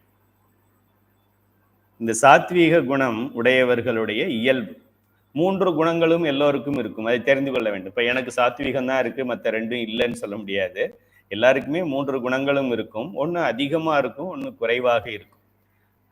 காம்பினேஷன் சொல்லுவாங்க. இப்போ நம்ம ஒரு மாவு அரைக்கிறோம், இட்லி மாவு அல்லது தோசை மாவுக்கு மாவு அரைக்கிறோம். அதில் 3 பொருள்களை மிக்ஸ் பண்ணுறோம். மாவில் என்னென்ன மிக்ஸ் பண்ணுறோம்? அரிசி மாவு இருக்குது, அப்புறம் உளுந்து மாவு இருக்குது. அது ஒரு 10%. 1 கிலோ அரிசினா ஒரு 100 கிராம் உளுந்துன்னு நினைக்கிறேன். அது ஒரு பகுதியாகத்தான் உளுந்து போடுறோம். உப்பு போடுறோம். உப்பு அதை விட ஒரு சின்ன பகுதி தான் போடுவோம். ஆக அரிசி மாவு, உளுந்து மாவு, உப்பு மாவு இது 3 சேர்ந்தது தான் மாவு. ஆனால் எல்லாம் ஒரே அளவில் இருக்கா? கிடையாது. அதுபோல ஒருவருக்கும் இந்த 3 குணங்களும் இருக்கும். இப்போ எனக்கு சாத்விக குணம் அதிகமாகவும், அப்புறம் அந்த ராஜச குணம் கொஞ்சமாகவும், தாமச குணம் கொஞ்சமாகவும் எனக்கு இருக்கலாம். இன்னொருத்தருக்கு ராஜச குணம் அதிகமாகவும், சாத்விக குணம் கம்மியாகவும், இந்த 3க்குள்ள அப்படியே மாற்றி மாற்றி மிக்ஸ் பண்ணி இறைவன் நமக்கு இந்த பிறவியை கொடுத்துருக்கிறார். அதில் இந்த சாத்விக குணம் எனக்கு இருக்கா இல்லையா அப்படின்னு நானே தெரிஞ்சுக்கணும், நீங்களும் தெரிஞ்சுக்கணும்னா ஈஸியாக தெரிஞ்சுக்கலாம். எதை வைத்து தெரிந்து கொள்ளலாம்? இந்த குணம் என்பது ரொம்ப ஆரோக்கியமான குணம். நமக்கு ஆரோக்கியம் தானே வேணும். உடலுக்கு ஆரோக்கியம் வேணும், நம்மளுடைய மனதுக்கு ஆரோக்கியம், மனது ஆரோக்கியமாக இருக்கணும். இந்த உடலும் மனதும், அதாவது உடல்ல தூள உடலும் அந்த கரணங்களும் ஆரோக்கியமாக இருந்தால் ஆட்டோமேட்டிக்காக உயிர் ஆரோக்கியமாக இருக்கும். உயிர் ஆரோக்கியமாக இருக்க இருக்க சச்சிதானந்த நிலையை பெறும். அது ஆரோக்கியம் என்பது நமக்கு முக்கியமானது. நம்ம ஆரோக்கியம்னா என்ன நினைச்சிக்கிட்டு இருக்கிறோம்? சுகர் வராமல் பார்த்துக்கணும் அப்படின்னு நினைக்கிறோம். ஆரோக்கியம் என்றால் உயிரின் அறிவு வளர்கிறது, விளங்குகிறது என்று பெயர். இந்த சாத்விக குணம் இருந்தால் இது ரொம்ப ஆரோக்கியமான ஒரு குணம். இது ரொம்ப தூய்மையான ஒரு குணம். சில இடங்களுக்கு நம்ம போனால் அது தூய்மையாக இருக்கிறது. நம்ம வீட்டிலேயே சாமி ரூம் அப்படின்னா அது அங்கே போன உடனே நமக்கு ஒரு பக்தி வந்துடுது. விளக்கு ஏற்றிருக்கிறோம், ஊதுபத்தி ஏற்றிருக்கிறோம், சாமி பாட்டு பாடுறோம். அதே அது வெளியில் துவைக்கிற இடம், அது போல் மற்ற இடங்களில் அது போன்ற நிலை இருக்காது. இந்த சாத்விக குணம் ஆரோக்கியமானது, தூய்மையானது, அறிவையும் மகிழ்ச்சியையும் நாடக்கூடியது. சைவ சித்தாந்த மாணவர்கள் வார்த்தைகள் எல்லாம் அப்படியே இறுக்கி பிடிச்சுக்கணும். சிக்கன பிடித்தேன். அறிவுனா என்ன? சச்சிதானந்தம். சத்து, சித்து, ஆனந்தம். சித்து என்பது அறிவு. மகிழ்ச்சி எது? ஆனந்தம். ஆனந்தம் எது? சச்சிதானந்தத்தில் இருக்கிற இறைவன் பேரானந்தமுடையவன் அப்படிங்கிறது. ஆக நான் சச்சிதானந்தம்னு டைரக்டா இங்கே எழுதாம அறிவையும் மகிழ்ச்சியையும் நாடும், இறைவனுடைய திருவடி நிழலை நாடக்கூடிய குணம். அது குணம் உங்களுக்கு இருந்தா உங்களுக்கு அது நடக்கும், எனக்கு இருந்தா எனக்கு நடக்கும், நாய்க்கு இருந்தா நாய்க்கு நடக்கும், மாட்டுக்கு இருந்தா மாட்டுக்கு நடக்கும். அப்படிப்பட்ட ஒரு குணம் இது. இப்போ வாழ்க்கையுடைய நோக்கமே நம்ம சச்சிதானந்தத்தை அடையணும். சிவபெருமான் நமக்கு இந்த பிறவிகளை கொடுக்கின்றதோடைய நோக்கமே நம்ம சச்சிதானந்தத்தை அடையணும். அப்ப இந்த சாத்விக குணத்தை அடைஞ்சாதானே சச்சிதானந்தத்தை அடைய முடியும். எனக்கு நோக்கம் நான் டாக்டர் ஆகணும்னு நோக்கம் சேர்ந்திருக்கிறது வேற ஏதாவது ஒரு காமர்ஸ் கோர்ஸ்ல சேர்றேன் அப்படின்னாக்க எப்படி நம்ம போய் சேர முடியும்? சாத்விக குணத்தை பெறுவது எப்படி அப்படிங்கிறதுக்கு நம்ம எல்லாரும் இன்று முதல் முயற்சி செய்ய வேண்டும். மன அடக்கம் தரும். மனது அமைதியா இருக்கும். ரொம்ப ஒரு சலசலப்பு இல்லாம, ஃபியர் இல்லாம, பயம் இப்படி ஆயிடுமோ அப்படி சொல்லிடுவாங்களோன்னு பயம் இல்லாம, ஆங்ஸைட்டி அப்படி நடக்குமா இப்படி நடக்குமா, கிடைக்குமா கிடைக்காதா, சும்மா ரேஷன் கடைக்கு போனாலே கடை திறந்துருக்குமா பிடிப்பாங்களா, இன்னைக்கு என்ன ஊத்துறாங்களா ஊத்தலையா, பருப்பு இருக்குமா இருக்காதா, 1000 ரூபாய் தருவாங்களா தரமாட்டேன், நீ போனா தானே, இங்க இன்னும் போகவே இல்லை, தரலன்னு யாராவது சொன்னாங்களா, இதெல்லாம் தேவையில்லாத பய உணர்ச்சிகள். இதெல்லாம் நமக்கு சாத்விக குணம் இருந்தால் இந்த உணர்ச்சிகள் இப்படி இருக்காது. ரேஷன் கடைக்கு தானே போகணும், போய் வாங்கிக்குவோம், என்ன இப்போ நீ பருப்பு இல்லைன்னா போயிட்டு அந்த பருப்பை வச்சா நம்ம சாப்பிட்றோம், அதை வாங்கி வித்துட்டு வேற ஏதாவது வாங்கிக்கிறோம், போயிட்டு போகுது அப்படின்னு நம்ம எல்லாத்தையும் இயல்பாக எடுத்துக்கொள்ளுகின்ற ஒரு மனப்பக்குவத்தை சாத்விக குணம் கொடுக்கும். நமக்கு குருநாதன் வேணுமோ வேண்டாமோ சாத்விக குணம் வேணும். சாத்விக குணம் கிடைச்சிட்டா குருநாதன் வீடு தேடி வருவான். மன அடக்கம் புலன் அடக்கம், சகிப்பு தன்மை, இதுதானே எங்கேயுமே இல்லாதது. இப்ப ஏன் இந்தியாவுக்கும் பாகிஸ்தானுக்கும் சண்டை வந்தது? சகிப்பு தன்மை இல்லை. பொதுமக்களை,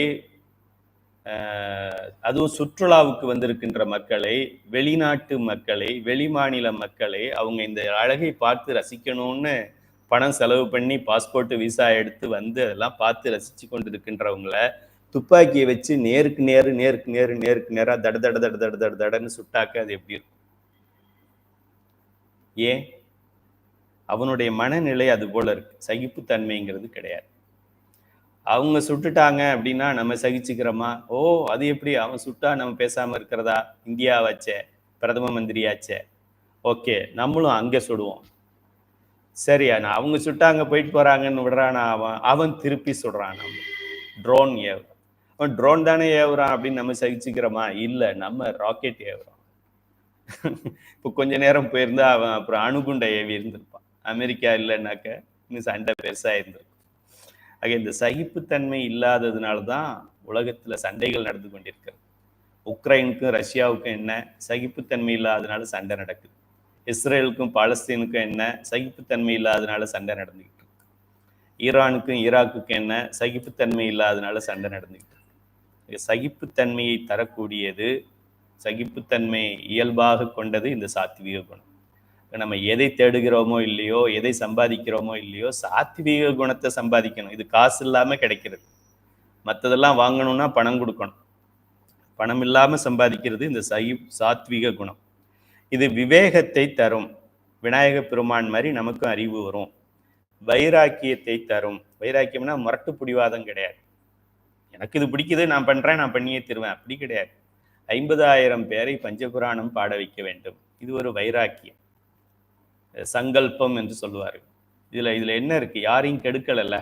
எப்படியாவது 20 ஏடிஎம்ல கொள்ளையடிக்கணும், 1000 பவுன் நகைய கழுத்துல இருந்து அறுத்து கொண்டு வந்துடணும், அதுவும் வைராக்கியம்தான். அந்த வைராக்கியம் அழிவை நோக்கிய, பாவத்தை நோக்கிய வைராக்கியம். இந்த வைராக்கியம் நல்ல வைராக்கியத்தை தரும். வைராக்கியம், அதுல நல்ல வைராக்கியத்தை சாத்வீகம் கொடுக்கும். தாமசம், ராஜசம் வைராக்கியத்துல உடனடியாக எனக்கு 1 கோடி வேணும், அப்ப என்ன பண்ணலாம்? எந்த வீட்டை உடைச்சா கிடைக்கும், எந்த கழுத்தை அறுத்தா கிடைக்கும், அப்படி போகும். தவம், வாய்மை, கருணை, சிவபெருமானுடைய குணத்தை நாம் பெறலாம். கருணை, மகிழ்ச்சி, நம்பிக்கை, பாவம் செய்ய கூச்சப்படுதல். இது நமக்கு பாவம் வேண்டாம். நமக்கு ஒரு கடையில் போகிறோம், 2 வடை சாப்பிட்டுட்டோம், அவங்க நம்ம தான் பணம் கொடுக்குறோம், நம்ம சொல்லும் பொழுது 2 வடைக்கு கொடுத்தாலும் வாங்கிக்க போகிறான், 1 வடைன்னு சொன்னாலும் வாங்கிக்க போகிறான். 1 வடைக்கு மட்டும் கொடுத்துட்டு வந்துடலாமா, இல்லை 2 வடைக்கும் கொடுக்கலாமா அப்படின்னா, சாத்வீக குணம் உடையவன் இவன்கிட்ட 7 ரூபாயை ஏமாத்திட்டு நான் 7000 முறை பிறக்க வேண்டியது இருக்கும். அதனால என்னை நம்பிதானே அவன் வடையை நீங்களே எடுத்துக்கங்கன்னு சொன்னான். டோக்கன் வாங்கிக்கிட்டா கொடுத்தான்? எடுத்துக்கிட்டு நீங்க சொல்றத பணம் வாங்கிக்கிறான். அப்போ அவனை நம்ம ஏமாத்தலாமா அப்படின்னு நமக்கு தோன்றுகிறது என்றால் நீங்க சாத்வீக குணம் உடையவர்களாக இருக்கிறீர்கள் என்ற அர்த்தம். இது நல்ல குணமா? 15 புரோட்டா சாப்பிட்டுட்டு நான் புரோட்டாவே சாப்பிடல அப்படின்னு சண்டைக்கு நிக்கிறது நல்ல குணமா? ஏன் அப்படி நிக்கிறாங்க? ராஜசம் தாமசம் இருக்கிறதுனால நிக்கிறாங்க. அவங்களுக்கும் இதே உடல் தான், குணம் மாறி போய் இருக்கு. ஆக பாவம் செய்ய கூச்சப்படுதல், கோயில் சொத்தை கொள்ளையடிக்க கூடாது, சாமிக்கு 6 நேரமும் அபிஷேகம் பண்ணதாக நிறைய ஈவோ கோயிலில் இருக்கிற எக்ஸிக்யூட்டிவ் ஆஃபீஸர்லாம் கணக்கு எழுதுறாங்க.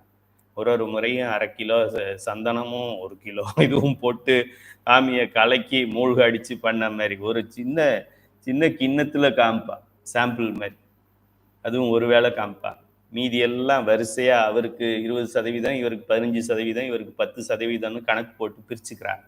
ஏன்? ராஜசம் தாமசமும் அதுக்கு உண்டான சாப்பாட்டையும் சாப்பிட்றாங்க. சாப்பாட்டை போட போட போட ராஜசம் தாமசம் இன்னும் நல்லா வளர்ந்துக்கிட்டே இருக்கு, இன்னும் கொள்ளையடிக்கிறாங்க. இப்போ எங்கள் ஊரில் 15 லட்சம் ரூபாய் கோயிலுக்கு கும்பாபிஷேகம் பண்ண கொடுத்தாங்க. கோயிலில் நடந்திருக்கிற வேலை 3 லட்சம் ரூபாய் வேலை கூட கிடையாது. மீதி எங்கே? ஸ்வாகா. அங்கே மேலே 3 லட்சம், அடுத்து 3 லட்சம், அடுத்து 3 லட்சம், மேஸ்திரிக்கு 3 லட்சம், கோயிலில் வேலை நடந்தது 3 லட்சம். அப்படி இருக்கு. ஏன்? ராஜச குணம் தாமச குணம் இருக்கிறதுனால அது மாதிரி இருக்கு.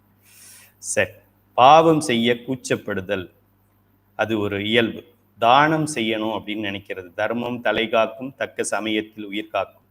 பரிவு, மற்றவர்களை கண்டு ஒரு என்ன சொல்றது, ஒரு அன்பு காட்டுறது, அவங்களுக்காக இறங்குதல், எளிமையாக இருக்கிறது, தர்ம செயல்களை செய்தல், தன்னுடைய செயல்களை இறைவனுக்கு அர்ப்பணமாய் செய்தல்.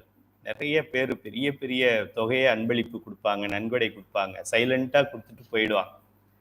1000 ரூபாயை கொடுத்துட்டு தலையில எனக்கு தான் மரியாதை கட்டணும், நான் தான் மேல இருந்து தண்ணி ஊற்றுவேன்னு நின்றுட்டுப்பான். கணக்கெல்லாம் கேட்பான். அது போலவெல்லாம் மக்கள் இருக்கின்றாங்க.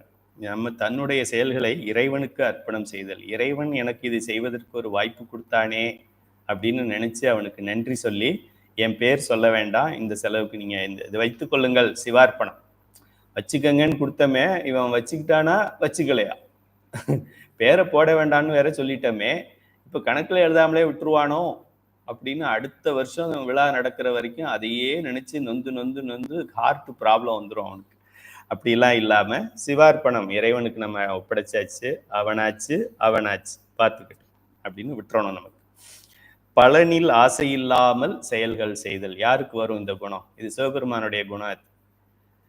எதுவும் கைமாறு கருதாத கருணைன்னு சொல்றோமே, அது போல பலனை எதிர்பார்க்காம செயல்கள் செய்யறது. இதெல்லாம் சாத்விக குணத்தோட இயல்பு. இப்போ நான் படித்ததில் உங்களுக்கு சிலது இருக்கலாம், சிலது கொஞ்சமாக இருக்கலாம், சிலது நிறைய இருக்கலாம். இப்போ நீங்கள் ஓரளவு சாத்விக குண உடையவர்களாக இருக்கிறீர்கள், நல்ல வேலை அந்த மாதிரி இருக்கிறீங்க. இன்னும் கொஞ்சம் இதை அதிகப்படுத்திக்கிறதுக்கு அதுலேயே நம்ம ப்ராக்டிஸ் பண்ணிக்கணும். இப்போ நமக்கு வந்து ஒரு நம்ம பையன் செஸ் நல்லா விளையாடுறான் அப்படின்னா நம்ம என்ன பண்ணுறோம், உடனே செஸ் கிளாஸுக்கு சேர்த்து விட்டு அவனை செஸ்ஸில் மாஸ்டர் ஆக்குறோம். நம்ம பையன் கிரிக்கெட் நல்லா விளையாடுறான்னா கிரிக்கெட் டீச்சர் எங்கே இருக்காங்கன்னு பார்த்து அங்கே விட்டு அவனுடைய திறமையை இன்னும் மேலே மெருகேற்றுகிறோம். இப்போ நம்ம இதை படிக்கும் பொழுது பரவாயில்லையே, நமக்கு கூட தான் கருணை இருக்குது, நம்மளும் இந்த தவறு செய்யக்கூடாதுன்னு தானே நம்ம நினைக்கிறோம், பாவம் செய்ய வேண்டாம், பாவத்தை சேர்க்க வேண்டாம் சாமின்னு தானே நினைக்கிறோம். இப்போ நமக்கும் இந்த சாத்விக குணம் இருக்குதோ அப்படின்னு நினைத்தால் இருக்குது. அதை வளர்க்குறதுக்கு நீங்கள் முயற்சி எடுங்கள், இன்னும் வளர்க்குறதுக்கு. இந்த சாத்விக குணம் உடையவர்கள் நார்மலாக என்ன மாதிரியான உணவை விரும்புவார்கள் இயற்கையாகவே, அல்லது எந்த மாதிரியான உணவை சாப்பிட்டால் இந்த குணம் இன்னும் மேன்மேலும் வளரும் அப்படிங்கிற ரெண்டு ஒரே கல்லில் ரெண்டு மாங்காய் மாதிரி படிக்க போகிறோம். உப்பு, காரம், புளிப்பு ஆகிய சுவைகள் சம நிலையில் உள்ள உணவுகள் சாத்வீக உணவுகள் ஆகும். ஒரு நியூட்ரலாக இருக்கணும் எல்லாமே. ரொம்ப புளிப்பாக இருக்கக்கூடாது, ரொம்ப காரத்தை விரும்பக்கூடாது, ரொம்ப கசப்பை விரும்பக்கூடாது, ரொம்ப இனிப்பை விரும்பக்கூடாது. அது விரும்பிக்கிட்டு இருக்கிறோம் அப்படின்னா இன்னும் சாத்வீகத்துக்கு வரலன்னு அர்த்தம். சாத்வீகத்துக்கு வரலன்னா சிவபெருமானுடைய திருவடி நிலையை அடைய முடியாது என்று அர்த்தம். இந்த இது போடுவான் பாரு, அந்த அடையார் ஆனந்த பவன்ல நெய் ரோஸ்ட்ல நெய் போட்டா கூட சரியா வராது. நெய் ஊத்தப்போன்னு கேட்டு ஒன்று வாங்குங்க. அது இங்கே இந்த பஸ் ஸ்டாண்டு அடையாறு அங்கே கிடைக்காது, அங்கே கிடைக்கும். அங்கே போய் நிறுத்துங்க காரை, அங்கே நிறுத்தி கடவுள் சச்சிதானந்தத்தை அடைஞ்சு இறைவன் திருவடி நிலையில் அடையணும்னா நம்ம அதில் அவ்வளோ பக்குவத்தை காட்டாம சரியையில் காட்டுங்க, கிரியையில் காட்டுங்க. சரியைன்னு ஒன்று இருக்குது, அதை முதல்ல பண்ணுங்க. சரியையில் ஞானம்னு ஒன்று இருக்குது, முதல்ல அதை அடைங்க. அதில் பண்ணால் பரவாயில்ல. புடவையே எங்கே நல்ல புடவையாக எடுக்கலாம், வாட்ச் எங்கே நல்லா வாங்கலாம், பைக் எங்கே நல்ல பைக்காக வாங்கலாம், அதில் எல்லாமே நம்ம ஆராய்ச்சியும் நம்முடைய அறிவும் வளர்ந்து கிடக்குதே தவிர அடிப்படையான நமக்கு 10 வாயுக்கள் இருக்கிறது, 10 நாடிகள் இருக்குங்கிறத இப்போ தான் நம்ம படிக்கிறோம். பாருங்க என்ன ஒரு ஒரு கண்மூடித்தனமான முட்டாள்தனமான வாழ்க்கையை வாழ்ந்து கொண்டிருந்திருக்கிறோம். இறைவன் கருணையால் இப்போ நமக்கு இந்த பாடம் கிடைச்சிருக்கு. பழங்கள், காய்கறிகள், தானியங்கள், ட்ரை ஃப்ரூட்ஸ், நட்ஸ், தேன், வெல்லம், பசும்பால், வெண்ணெய், மூலிகை டீ போன்றவை சாத்வீக உணவுகள். இவை உடலுக்கு பலத்தையும் மனதிற்கு அமைதியையும் தெளிவையும் தரும். யோகா பயில்பவருக்கு சாத்வீக உணவே ஏற்றது. இது இயற்கைக்கு ஏற்ற உணவு.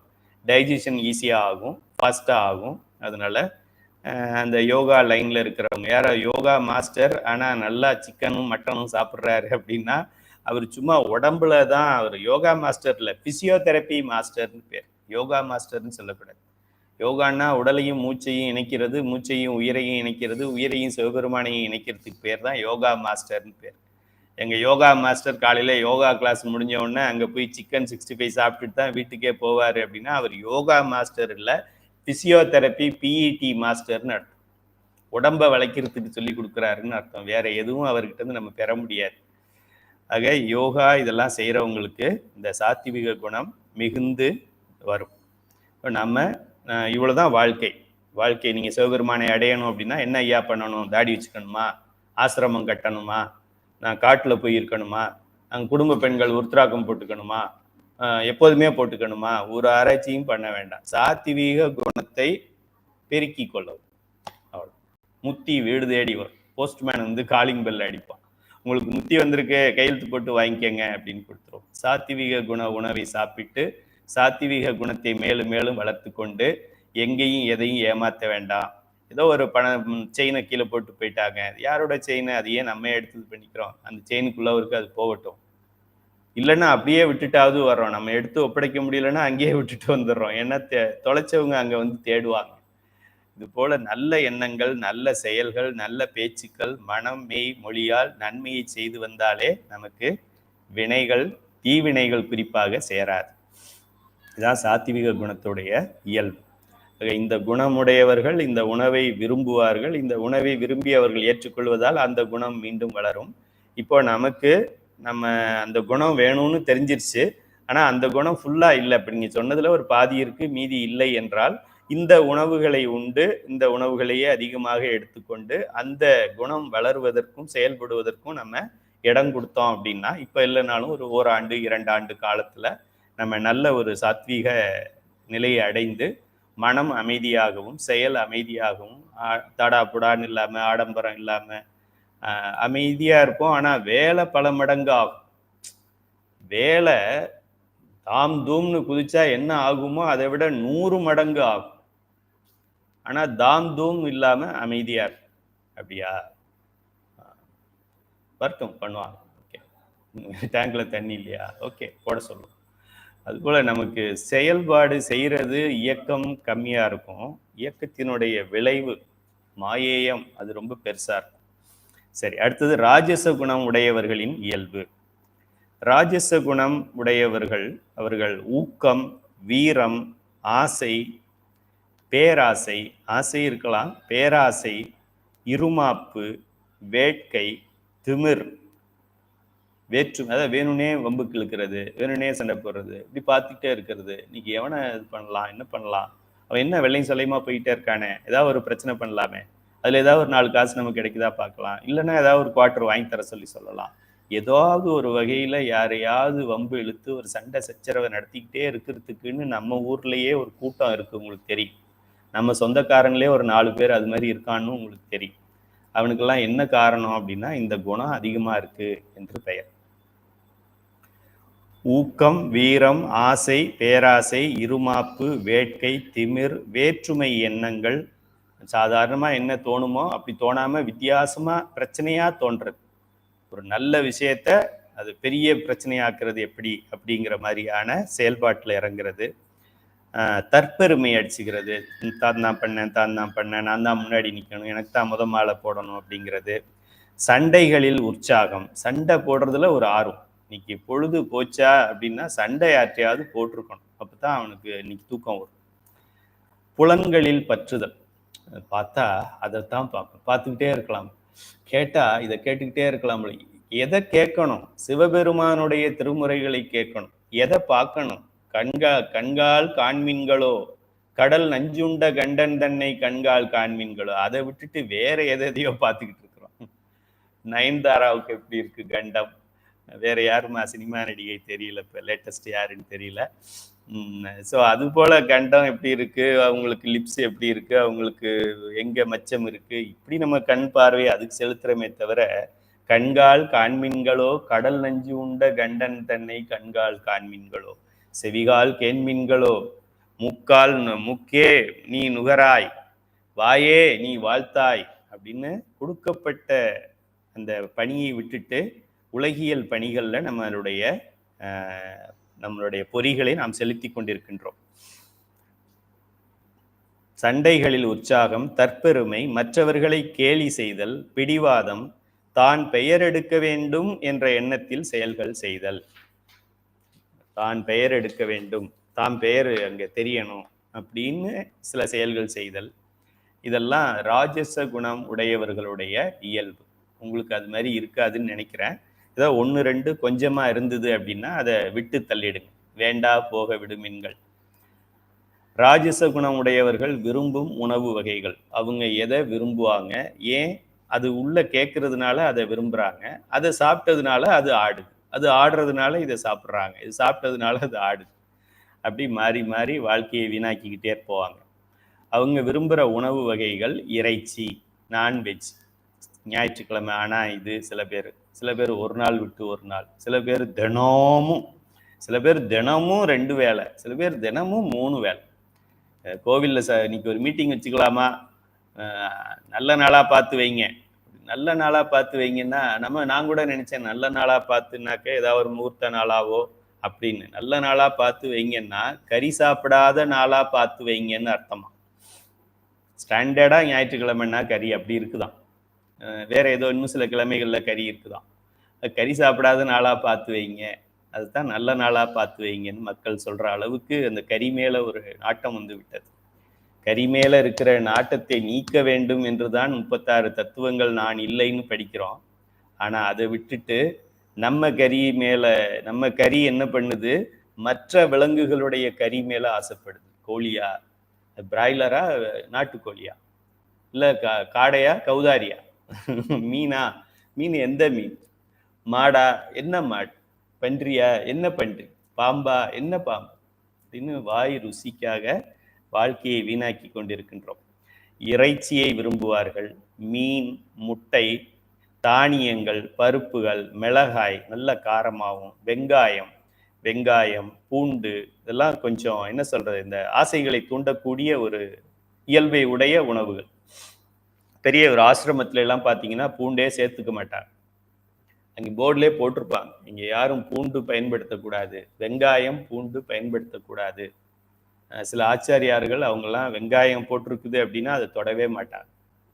வெங்காயம், பூண்டு, முருங்கைக்காய், அப்படி சில காய்கறிகள் இருக்கிறது, உணர்வை தூண்டக்கூடிய காய்கறிகள். அதை சாப்பிட்டுட்டு அதுக்கப்புறமா நான் வேற்றாகி விண்ணாகி நின்றாய் போற்றின்னு பாடணும்னு சொன்னால் பாட வராது. அதுக்கு பதிலாக வேற ஏதாவது பார்க்கலாம் டிவியில், அப்படி தோணும். ஆக உணவு ரொம்ப முக்கியம். பன்னீர்னு வச்சிருக்காங்க இல்லையா காய், அது ஊறுகாய், கசப்பு, புளிப்பு, உப்பு, ரொம்ப அதிகமான உப்பு, அதிகமான கசப்பு, அதிகமான காரம், அதிகமான இது, அதுல எல்லாம் நோக்கம் இருந்ததுன்னா இந்த ராஜச குணம் வந்து நமக்கு இன்னும் அதிகமாக வளரும். தாமச குணம் உடையவர்களின் இயல்பு. தாமசம் ஞாபகம் வச்சுக்கோங்க, தாமதம் அப்படின்னு ஞாபகம் வச்சுக்கோங்க. தாமதம்னா என்ன, ஸ்லோ, லேட் அப்படின்னு அர்த்தம். டியூப்லைட்டுகள். இவர்கள் மந்தமானவர்கள், சோம்பேறிகள், புலன்களை கட்டுப்படுத்த இயலாதவர்கள். சாப்பிடக்கூடாது தான், இருந்தாலும் வாய் கேட்க மாட்டேங்குது, நாக்கு கேட்க மாட்டேங்குது அப்படின்னு சொல்லிக்கிட்டே சாப்பிடுவாங்க. ஸ்வீட் சாப்பிடக்கூடாதுன்னு டாக்டர் சொல்லியிருக்கிறாரு, அதனால கொஞ்சமாக சாப்பிட்டுக்கிறேன். அசைவம் சாப்பிடக்கூடாதுன்னு தான் எல்லாரும் சொல்றாங்க. சைவ சித்தாந்த நிறைய பேர் சைவ சித்தாந்த வகுப்புல சேர்றது இல்லை, ஏன்னா இது சைவ சாப்பாடு சாப்பிட சொல்லுவாங்களோ அப்படின்னு. நாங்கள் பல ஊர்களில் ருத்ராக்கம் கட்டுறோம் அப்படின்னு சொன்னா முதல் கேள்வி அவங்க கேட்கறது, அசைவம் சாப்பிடலாம்ல, சாப்பிடக்கூடாது அப்படின்னா வேண்டாம், அப்படின்னா ருத்ராக்கமும் வேண்டாம், சிவபெருமானும் வேண்டாம், முருகனும் வேண்டாம், ஒன்றும் வேண்டாம், எனக்கு கறி வேணும் ஃபர்ஸ்ட். அப்புறமா அதுக்கு தடையில்லாமல் என்ன சாமியை கும்பிட சொன்னாலும் சரி, என்ன பாட்டை பாட சொன்னாலும் சரி. ஆனா இந்த சைவ சித்தாந்தத்துல சைவமா இருக்கணும், சன்மார்க்கத்துல வள்ளல் பெருமானை வணங்கணும்னா சைவமா இருக்கணும் அப்படின்னா அப்ப ஆள விடு. சில சில நிகழ்ச்சிகளுக்கு நான் போறது உண்டு, திருமணங்கள், அது மாதிரி. அங்க அசைவ உணவு பரிமாறுகிற நிகழ்ச்சிகள் இருக்குது இல்லையா, அங்க வந்து நம்ம சாப்பிட்றது கிடையாது. அங்கே சிலருக்கு வந்து என்ன பண்ணுவாங்க, என்னை போல ஒரு ஏமாந்தவங்க ஒரு 10 பேர் இருக்காங்கன்னு சொல்லி தனியா ஒரு வரிசை போட்டிருப்பாங்க. அந்த தனி வரிசைய ஒரு கேவலமா ஒரு ஓரத்துல சைவமா கடைசியில போய் பாருங்க அப்படி சொல்லுவாங்க. மற்றதெல்லாம் இங்கே கறி வறுவல், மீன் வறுவல், குழம்பு, கப்பில் கொடுக்கறது, அதெல்லாம் வந்து மெயின். எல்லாருக்கும் 99% அங்கே வர்றவங்க எல்லாம் அடிச்சு பிடிச்சு வர்றாங்க. கறி விருந்து இருக்குன்னா அந்த கல்யாணத்துக்கு மறக்காம போயிடுறாங்க. ஆனால் சைவ சாப்பாடு தான் அப்படின்னாக்க ஆர்வம் காட்டுவது இல்லை. அப்புறம் எப்படி நாட்டில் நல்லது நடக்கும்? டிவியை ஓப்பன் பண்ணால் கொலை கொள்ளை, ஏமாத்துனது, மகன் அம்மாவை கொன்னது, அம்மா மகனை கொன்னது, கணவன் மனைவியை கொன்னது, மனைவி கணவனை கொல்லுவது, கணவனும் மனைவியும் சேர்ந்து இன்னொருத்தரை கொன்னது, இவரும் அவரும் சேர்ந்து கணவனையே கொன்னது. இதே நடக்குது. ஏன்னா நம்மளுடைய உணவு முறைகள் அது போல இருந்துகிட்டு வருது. இந்த தாமச குணம் உடையவர்கள், புலன்களை கட்டுப்படுத்த இயலாதவர்கள், சுயநலம் மிகுந்தவர்கள், காமம், வெகுளி, மயக்கம், கலக்கம், கோபம், பொய் பேசுதல், யாசித்தல். காலில் விழுந்து இப்போ குடிகாரன் எல்லாம் பார்த்தா பல குடிகாரங்க காலில் திடீர்னு விழுவான். என்னடா இப்படி விழுகிறானேன்னு பார்த்தா குடிக்கிறதுக்கு பணம் கொடுங்க அப்படின்பா. நீ காலிலே விழுந்திருக்க வேண்டாம், பாவம் ஆயிடும் போ அப்படின்னு சொல்லிட்டு இருக்கு. ஆக யாசித்தல், வெளிவேஷம் போடுதல், கலகம் செய்தல், வருத்தம், கவலை, உறக்கம், அச்சம், சோம்பல், பிறரிடம் உள்ள பொருட்களை அபகரித்தல் போன்றவை தாமச குணம் உடையவர்களின் இயல்பு. தாமச குணம் உடையவர்கள் விரும்பும் உணவுகள் என்னென்னவா இருக்கும்னா, மாமிசம் அதுலேயும் இருக்கு, மதுபானங்கள், மைதா மாவால் செய்யப்பட்ட உணவுகள், புகையிலை, டின் உணவுகள், டின்டு ஐட்டம்ஸ்ன்னு சொல்கிறாங்கல்ல, கேனில் அந்த கூல்ட்ரிங்க்ஸ் இருக்கும், சாப்பாட்டு ஐட்டம் இருக்கும், அதெல்லாம், பாட்டில் குடிபானங்கள் ஆகியவை இதெல்லாம் தாமச குணத்தை கொடுக்கக்கூடியவை. இது போன்ற உணவுகள் மனிதனை மிருக சிந்தனை உடையவனாக மாற்றக்கூடியவை. நல்ல மனிதனாக தான் இருப்பான். இந்த சாப்பாடு சாப்பிட்டதுனால நம்ம என்ன சாப்பிட்றோமோ அதுபடி தானே செயல்படுறோம். ஆக இந்த உணவு உள்ளுக்குள்ளே போயிருந்தது அப்படின்னா, சாத்விக குணம் உடையவங்களுக்கே இந்த உணவு உள்ளே போனால் உடலுக்குள்ள அந்த மாற்றத்தை பண்ணி அவங்களுக்கே ஒரு விகற்பத்தை உண்டு பண்ணும். அப்படிப்பட்ட மோசமான அதோட எஃபெக்ட் அதுதானே. அதுதானே சாப்பிட்றோம். சாப்பிட்றதே அதுக்கு சத்து வேணும், உடம்புக்கு இயக்கம் வேணும், உடம்புக்கு எனர்ஜி வேணும். அதுக்கு தான் உணவு எடுத்துக்கிறோம். அந்த உணவுல இருக்கிற பொருள்கள் என்னென்ன எடுத்துக்கிட்டோமோ அதுக்கு ஏற்ற மாதிரி அன்னன்னைக்கு ரத்தத்துல பொருள்கள் கலக்குது. இந்த பொருள்களெல்லாம் நம்ம சேர்த்தோம்னா அது கலந்து அதற்கேற்ற உணர்ச்சியையும் அதற்கேற்ற சிந்தனையையும் அதற்கேற்ற பேச்சையும் அதற்கேற்ற செயலையும் நமக்கு தரும். மனமெய் மொழி இது மூணும் இந்த உணவு என்ன எடுத்துக்கிட்டோமோ அதை பொறுத்து இயங்கும். மனமெய் மொழியில நல்லது செஞ்சா புண்ணியம், கெட்டது செஞ்சா பாவம். நம்ம சாப்பிட்டதெல்லாம் கெட்டதை சாப்பிட்டுட்டு மனமெய் மொழியில எல்லாமே நல்லதா நினைக்கணும், நல்லதை பேசணும், நல்லதை செய்யணும் அப்படின்னா எப்படி செய்ய முடியும்? நம்மளால செய்ய முடியாது. மனிதன் தானே நம்ம என்ன சிவபெருமான. உள்ள என்ன போச்சோ அது வேலை செஞ்சுதான் ஆகும். அதனால உள்ள போக்குறதே கொஞ்சம் பார்த்து நிதானமா நம்மளுடைய அறிவை பயன்படுத்தி இது உள்ளே சென்றால் எனக்கு எந்த குணத்தை தூண்டும் அப்படின்னு பார்த்து சாப்பிடுமாறு வேண்டிக் கொள்கின்றேன். மேலே கண்ட சாத்வீகம், ராஜசம், தாமசம் ஆகிய குணங்களில் மிக உயர்ந்த குணம் சாத்வீகம். சாத்விக குணம் கொண்டவர்களுக்கு அடுத்த பிறவி தேவர்கள் போன்ற உயர் பிறவியாக இருக்கும். ஏன் அப்படி சொல்றோம் அப்படின்னா, சாத்விக குணம் இருந்தாக்க பாவம் செய்ய தோன்றாது. பாவம் செய்யவில்லை என்றால் தீவினை நமக்கு சேர்ந்திருக்காது. தீவினை இல்லை என்றால் துன்பம் இருக்காது. துன்பம் இல்லைன்னா இன்பம் இருக்கும். இன்ப பிறவிகள் எது இருக்கு? இந்த 6 அறிவுடையதுக்கு மேல இருக்கிற தேவர்கள், தேவகணங்கள், சாலோகம், சாமீபம், அந்த மாதிரி நமக்கு மேல் நிலையான பிறவிகளை கொடுக்கும். அதோட உச்சத்துல பிறவியே இல்லாத சாயுச்சியத்தை கூட நமக்கு கொடுக்கலாம். அது எதுவாக இருந்தாலும் இந்த சாத்வீகம் இல்லாமல் மேலே போக முடியாது. எத்தனையோ பேர் அரக்கர்கள்லாம் பார்த்துருக்கோம்ல, இறைவன் சிவபெருமான் முப்புறங்களையும் எரித்தார் அப்படின்னு படிச்சிருக்கிறோம். அப்புறம் நரகாசுரனை எப்படி பண்ணார், பத்மாசுரனை எப்படி பண்ணார், அப்புறம் இவனை அப்படி பண்ணார், இவனை அப்படி பண்ணார். இந்த அம்மா என்ன வர்த்தினி, என்ன வர்த்தினி, மகிஷாசுர மர்தினி, மகிஷாசுரனை மர்தனம் பண்றதுனால மகிஷாசுர மர்தினி. இந்த மகிஷாசுரனுக்கெல்லாம் என்ன, ஏன் அப்படி இருக்கான்? இறைவனுடைய அருளை பெற்றவன். எத்தனையோ ஆண்டுகள் தவம் இருந்து சிவபெருமானிடம் ஒரு விண்ணப்பத்தை வைத்து சிவபெருமான் அது அப்படியே ஆகட்டும் என்றும் சொல்லி பெற்றவர்கள். சாதாரண ஆள் கிடையாது. ராவணன் யாரு? பெரிய ஆளு. ஆக ஆனா என்னன்னா அவங்களுடைய அந்த எண்ணம் நல்லதை கேட்பதற்கு பதிலாக கெட்டதை கேட்குது. தேவர்களே என்ன பண்ணாங்க? பெருமாள் என்ன பண்ணாரு? அமிர்தத்தை எல்லாம் நம்ம சாப்பிட்றோம் அப்படிதான் நினைச்சார். பெருமாளுக்கே இந்த எண்ணம் அப்படின்னா உங்களுக்கும் எனக்கும் என்ன பண்றது? ஓகே, சாத்வீக குணத்தை கொடுக்கும் உணவு வகைகளை மேலே பார்த்தோம். நாம் அப்படிப்பட்ட சாத்வீக உணவுகளை எடுத்துக்கொள்வதன் மூலம் நல்ல குணாதிசயங்களை பெறலாம். அதுதான் நமக்கு இந்த குணங்கள், 3 குணங்களுடைய இயல்புகள், அந்த குணம் எதனால நமக்கு இருக்குங்கிறதையும் தெரிஞ்சுக்கிட்டோம். அந்த குணத்தை இன்னும் தூண்டி விடணும் அப்படின்னா, எரியிற நெருப்புல எண்ணெயை ஊத்துறதும்பாங்க. கொஞ்சம் சண்டை இருக்கிற இடத்துல, உன்னைய பார்த்து இப்படி சொன்னா தெரியுமா அப்படின்னு சொல்லிட்டாங்கன்னா அது இன்னும் பத்திக்கிட்டு எரியும். அதுபோல நம்ம ஏற்கனவே கொஞ்சம் தாமச குணம் இருக்கு, நம்ம பிறவியில அது இருக்கு. இப்போ சாப்பிட்றது அந்த எரியிற நெருப்புல எண்ணெயை ஊத்துற மாதிரி சாப்பிட்றதும் அதையே சாப்பிட்டோம்னா அது நல்லா அப்படியே ஆட்டம் போட ஆரம்பிச்சிரும். ஆட்டம் போட்டுட்டோம் அப்படின்னா ஆட்டம் போட்டுக்கிட்டே இருக்க வேண்டியதுதான். இறைவனுடைய சச்சிதானந்தம் என்கின்ற அவனுடைய பேரானந்தத்தையும் அவனுடைய பேரறிவையும் எந்த பிறவியிலும் நம்ம எடுக்க முடியாது. அதனால கிடைத்திருக்கின்ற பிறவியை மதித்திடுமின். அருமையான ஒரு வாய்ப்பை இறைவன் கொடுத்துருக்கிறான். மனிதராக பிறக்க வச்சிருக்கான். அருமையான ஒரு வாய்ப்பை நம்ம கொடுத்துருக்கிறான். இந்த சைவ சித்தாந்தம்ங்கிறத தெரிய வச்சிருக்கிறான். அருமையான ஒரு வாய்ப்பை நம்ம கொடுத்துருக்கிறான். நம்ம சுற்றி அடியார்கள் இருக்கிறதெல்லாம் நம்ம கொடுத்துருக்கிறான். அடியார் நடுவில் இருக்கும் அருளை புரிந்திருக்கிறான். இதை விட வேற என்ன வேணும்? இறைவனுடைய அருளை பெற்றவர்கள் அதற்கு அப்புறம் வேண்டியதும் அடியார்கள் அருள் வேணும்னு கேட்டிருக்காங்க. மாணிக்கவாசகர், சுந்தரர், திருஞான சம்பந்தர், திருநாவுக்கரசர் எல்லாரும் அதுதான் கேட்டிருக்காங்க. ஏற்கனவே இறைவனால் ஆட்கொள்ளப்பட்டவர்கள். ஆட்கொள்ளப்பட்ட பிறகு என்ன வேண்டும் என்றால் அடியார்களோட இருக்க வேண்டும் என்று கேட்கிறார்கள். உங்களுக்கு எனக்கும் கைலை அறக்கட்டளையில 10,000 அடியார்கள் இருக்காங்க. 20 குழு இருக்கு. ஒரு குழுலையும் 1000 அடியார்கள் இருக்காங்க. கூட்டு வழிபாட்டு குழு. யாராவது நுழையணும்னா யாராவது விலகுனாதான் நுழையலாம். எந்தோறும் பார்த்துக்கிட்டே இருக்கிறாங்க. ஒரு அம்மா காலையில போட்டு பார்க்க வேண்டியது 1025 காமிக்குது, மத்தியானம் போட்டு பார்க்க வேண்டியது 1025 காமிக்குது, நடுவுல ஒன்று லெஃப்ட்னு காமிச்சுது, அதுக்குள்ளேயும் வேற யாரோ ஒருத்தர் ஜாயிண்ட்னு ஆயிட்டாங்க. ஆக அத்தனை குழுக்களிலும் நம்ம அடியார்கள் நடுவுல இருக்கிற ஒரு வாய்ப்பை இறைவன் நமக்கு கொடுத்திருக்கிறாரு.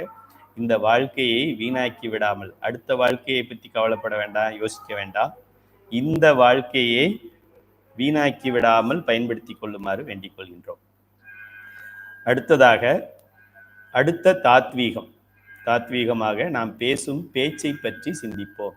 இது வாக்கு என்கின்ற ஒரு தத்துவத்திலே 4 தாத்வீகங்கள் இருக்கிறது. அது ரொம்ப முக்கியம். ஏன்னா நம்ம நல்லதை பேசுன்னு சொல்லிட்டு பேச்சை பற்றி தெரிஞ்சுக்காம இருக்கக்கூடாது அப்படிங்கிறதுனால, அன்றாடம் வாழ்க்கையில நம்ம இந்த பேச்சை பயன்படுத்துறோங்கிறதுனாலையும் இதையும் கொஞ்சம் கவர் பண்ணியிருக்கிறோம். பேச்சுங்கிறது அது ஆக்சுவலாக அந்த வார்த்தையை பயன்படுத்தக்கூடாது. இருந்தாலும் இந்த நூல் எளிய நூலுங்கிறதுனாலையும் எல்லோருக்கும் இது பேச்சு வாக்கில் போகணுங்கிறதுனாலையும் பேச்சு அப்படிங்கிற வார்த்தையை நம்ம பயன்படுத்துகிறோம். சரியான வார்த்தை வாக்கு என்றால் சரியான வார்த்தை. பேச்சை வாக்கு என்று குறிப்பிடுவார்கள். நமது வாக்கு என்பது இறைவன் நமக்கு கொடுத்த மிக உயர்ந்த பரிசு. இந்த உடலை கொடுத்தார். தனு கரண புவன போகம் பிளஸ் வாக்கு கொடுத்தார். சைவ சித்தாந்தம் ஆழமா படிச்ச மாணவர்களுக்கு தெரியும். 36 தத்துவங்கள்ல வாக்கு கிடையாது. இறைவன் நமக்கு கொடுத்தது எது? 36 தத்துவங்கள் கொடுத்தாரு. அதுல எங்க இருக்கு வாக்கு? இங்க இருக்கு. நாதம், விந்து, சதாசிவம், மகேஸ்வரம், சுத்த வித்தை. அதுல வாக்கு இருக்கா? இல்ல. ஓகே. இந்த பக்கம் அசுத்தமாயிக்கு வாங்க. இதுல என்ன இருக்கு? காலம், நியதி, கலை, வித்தை, அராகம், புருடன், மாயை. வாக்கு இருக்கா? இல்ல. சரி, அது கீழே பிரகிருதிக்கு வாங்க. அந்த கரணம் இருக்கு. மனம், சித்தம், புத்தி, அகங்காரம். வாக்கு இருக்கா? இல்ல. சரி, அதுக்கு கீழே இறங்குவாங்க. ஞானேந்திரியங்கள் 5, அதுல வாக்குன்னு இருக்கா? இல்ல. கண்மேந்திரியங்கள் 5, வாக்கு இருக்கா? இல்ல. அப்புறம் தன்மாத்திரைகள் 5, அதுல வாக்கு வருதா? வரல. பஞ்சபூதங்கள் 5, அதுல வாக்கு வருதா? வரல. ஆனா பேசுறமே எப்படி?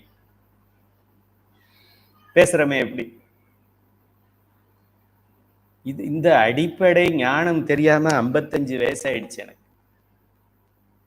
பேசுறான் லோடா லோடா லோடா லோடா லோடா லோடா லோடா லோடா லோடா லோடா பிறந்ததுல இருந்து பேசிக்கிட்டு இருக்கிறேன். 36 தத்துவங்களிலும் இல்லாத பேச்சு எனக்கு எங்க இருந்து வந்தது? இது எங்க இருந்து வந்தது? நிலம் என்கின்ற தத்துவத்திலிருந்து வந்தது. இந்த சளி எங்க இருந்து வந்தது? நீருங்கிற தத்துவத்துல வந்தது. இது எங்க இருந்து வந்தது? நெருப்புங்கிற தத்துவத்துல இருந்து வந்தது. என்னுடைய மூச்சு காற்று இப்படி வந்தது, தச வாயுக்கள்ல வந்து. எல்லாத்துக்கும் கிளீனா எது எங்க இருந்து வந்ததுன்னு இருக்கு. என் பேச்சு எனக்கு எங்க இருந்து வந்தது? சிவபெருமான் கொடுத்த மிகப்பெரிய மிக உயர்ந்த பரிசு. இந்த 36 தத்துவங்களோட இந்த உலகத்தையே கொடுத்த இறைவன் உலகத்துக்கு அப்பாலும் ஒன்று கொடுத்தான்னா வாக்கு. வாக்கு உலகம், சொல் உலகம் என்று ஒரு உலகமே இருக்கு. அதுக்கு சில கோள்கள் இருக்கு, அதுக்கு ஒரு ராஜா இருக்கார். அவருக்கு ராஜா சிவபெருமான். சொல்லுலகம், பொருள் உலகம், நிறைய உலகங்கள் இருக்கு, பின்னாடி நம்ம படிப்போம். இறைவனுக்கு இந்த வாக்கை வச்சு நமச்சிவாய வாழ்கன்னு சொல்ல முடியாதா? நமச்சிவாய வாழ்கன்னு சொல்ல முடியாதா? நமச்சிவாய நமச்சிவாய நமச்சிவாயன்னு சொல்லிட்டு இருக்க முடியாதா? எங்க இருந்து வந்துச்சு வார்த்தை? தெரிஞ்சுக்கோ வாங்க. இறைவன் நமக்கு கொடுத்த மிக உயர்ந்த பரிசு. அந்த அதாவது சுத்த மாயையிலிருந்து நமக்கு வழங்கப்படுகிறது. இது நேரடியாக நாதம் விந்துங்கிற தத்துவங்கள்ல இருந்து நமக்கு வருது. இந்த பரிசை கொண்டு அவனை போற்ற வேண்டும். இப்படி ஒரு பரிசை இறைவன் நமக்கு கொடுத்திருக்கிறார் அப்படின்னா அது சாதாரண விஷயமாக இருக்குமா? முக்கியமா இருக்கிறதுனால தானே இவ்வளோ பெரிய உடம்ப கொடுத்தான் பெருமாள். வாக்குங்கிறத மட்டும் ரகசியமா கொடுத்துருக்கிறான். இப்போ இந்த உடம்பை விட எது முக்கியமானது? என்னுடைய வாக்கு ரொம்ப முக்கியமானது. என்னுடைய கை, என்னுடைய உடல் ஆண் அழகன், இதை விட எது முக்கியமானது? என்னுடைய வாக்கு தான் முக்கியமானது. என்னுடைய மூக்கை விட முக்கியமானது என் வாக்கு. வாக்கை எப்படி பயன்படுத்துகிறோமோ வாழ்க்கை அப்படி அமையும். வாக்கை போல் வாழ்க்கை. அந்த வாக்கு எதுக்கு கொடுக்கணும்? வாயே வாழ்த்து கண்டாய், மாயே வாழ்த்து கண்டாய். வாய் என்ன பண்ணணும்? வாழ்த்தணும். ஏற்றாகி விண்ணாகி நின்றாய் போற்றி, காவாய் கனகத்தரளே போற்றி, ஆரூர் அமர்ந்த அரசே போற்றி, பேராயிரமுடை பெம்மான் போற்றி. இதுக்குத்தான் இறைவன் வாக்கு கொடுத்தான். இது தவிர வேற எது செஞ்சாலும் அவனுக்கு நம்ம செய்கின்ற நேரடி துரோகமாக அது இருக்கும். ஐயோ ஆபீஸ்ல பேச வேண்டியது இருக்கு, என்ன பண்றது? சரி, கொஞ்சமா பேசிக்கங்க. அத்தியாவசிய தேவைகளுக்கு கொஞ்சம் பயன்படுத்திக்கிட்டு மீதிய உடைமைக்காரன் எவனோ அவனுக்காக பயன்படுத்த வேண்டும். வெட்டி பேச்சு பேசி அந்த ஆற்றலை வீணாக்க கூடாது. அறிவாளிகள் அதிகம் பேச மாட்டார். எந்த ஒரு அறிஞரை நீங்க எடுத்தாலும் அதிகமா பேச மாட்டார். அரை வேக்காடுகள் அதிகம் பேசுவார்கள். குறைவாக பேசுபவர்களின் ஒவ்வொரு வார்த்தைக்கும் மிகுந்த சக்தி உண்டு. அவர்கள் சொல்லுவது பலிக்கும். லடா லடா லடா லடா லடா லடான்னு பேசிக்கிட்டே இருப்பான். சும்மா ஏதாவது பேசுவான்.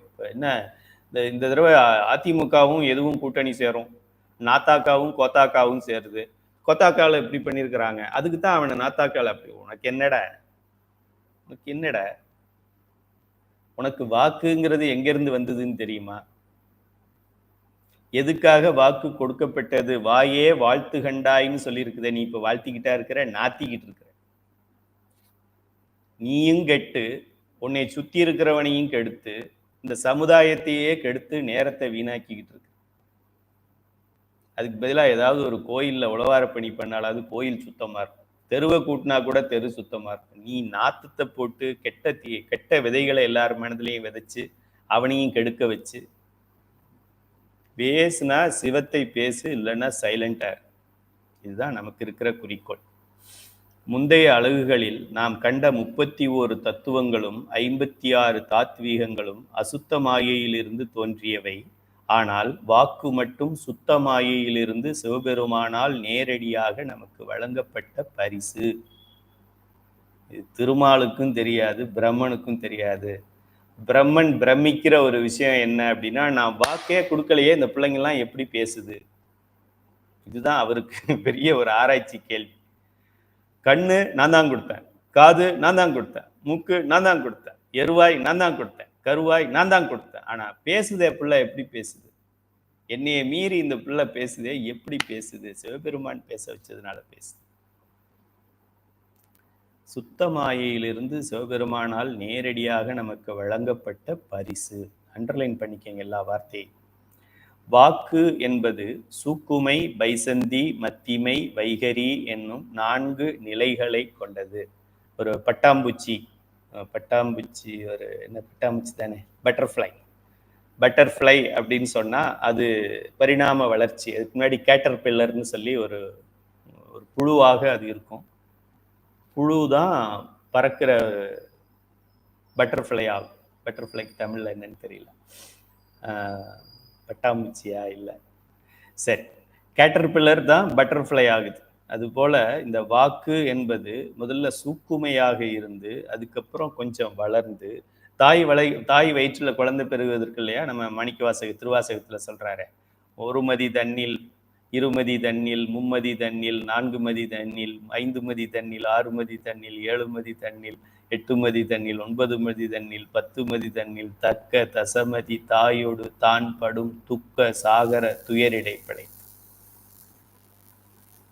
தக்க தசனா 10 தசவாயுக்கள், தச நாடிகள், தசமதினா 10 மாதங்கள். தக்க தசமதி தாயோடு தான் படும், தாய்க்கும் கஷ்டம் பிள்ளைக்கும் கஷ்டம். நம்மளை போட்டு இப்படி அமுக்குறாளே அப்படின்னு பிள்ளையும் நினைக்கும், நம்மளை போட்டு இப்படி அமுக்குறாளேன்னு தாயும் நினைப்பாங்க. யாராவது ஒருத்தர் தானே தப்பு பண்றதா இருக்கணும். இந்த இடத்துல 2 பேரும் குறையோட இருப்பாங்க. இன்னும் கொஞ்சம் பெரிய வயிறா வச்சுக்க கூடாதா எங்க அம்மா அப்படின்னு நினைக்கும். இந்த பிள்ளை உள்ள இருக்கும்போது சின்னதா இருக்கக்கூடாதா, வெளியில வந்து வளர்ந்துக்கலாமே, ஏன் இப்படி என்னைய திரும்ப விடாம, நகர விடாம, நிற்கவும் முடியல, உட்காரவும் முடியல, கால் நீட்டி உட்கார முடியல, கால் மடிச்சு உட்கார முடியல, எப்படா இது பிறந்து வெளியில வரும் அப்படின்னு தக்க தசமதி தாயோடு தான் படும் துக்க சாகர துயரிடை பிழைத்தும் அப்படின்னு மாணிக்கவாசகர் சொல்றார். அதே போல எப்படி குழந்தை 1 மாதத்துல எப்படி, 2 மாதத்துல எப்படி, 3 மாதத்துல எப்படின்னு நம்ம வளருதோ, அது போல இந்த வாக்கு என்பது 4 ஸ்டேஜில் வளருது. அதுக்குள்ளேயும் இன்னும் சுக்குமம் இருக்குது. 10 மாதங்கள் மாதிரி அதுலேயும் பிரிவுகள் இருக்கு. இருந்தாலும் மேலோட்டமா 4 ஸ்டெப் இருக்கு. அதுல முதல் நிலைக்கு சூக்குமை என்று பெயர், சூக்குமமா இருக்கிறதுனால. அதுக்கப்புறம் பை சந்தி என்று அடுத்த நிலைக்கு வரும். அப்புறம் மத்திமை என்கின்ற நடுநிலைக்கு வரும். அடுத்தது வைகரி அப்படிங்கிற ஒரு நிலைக்கு வரும்.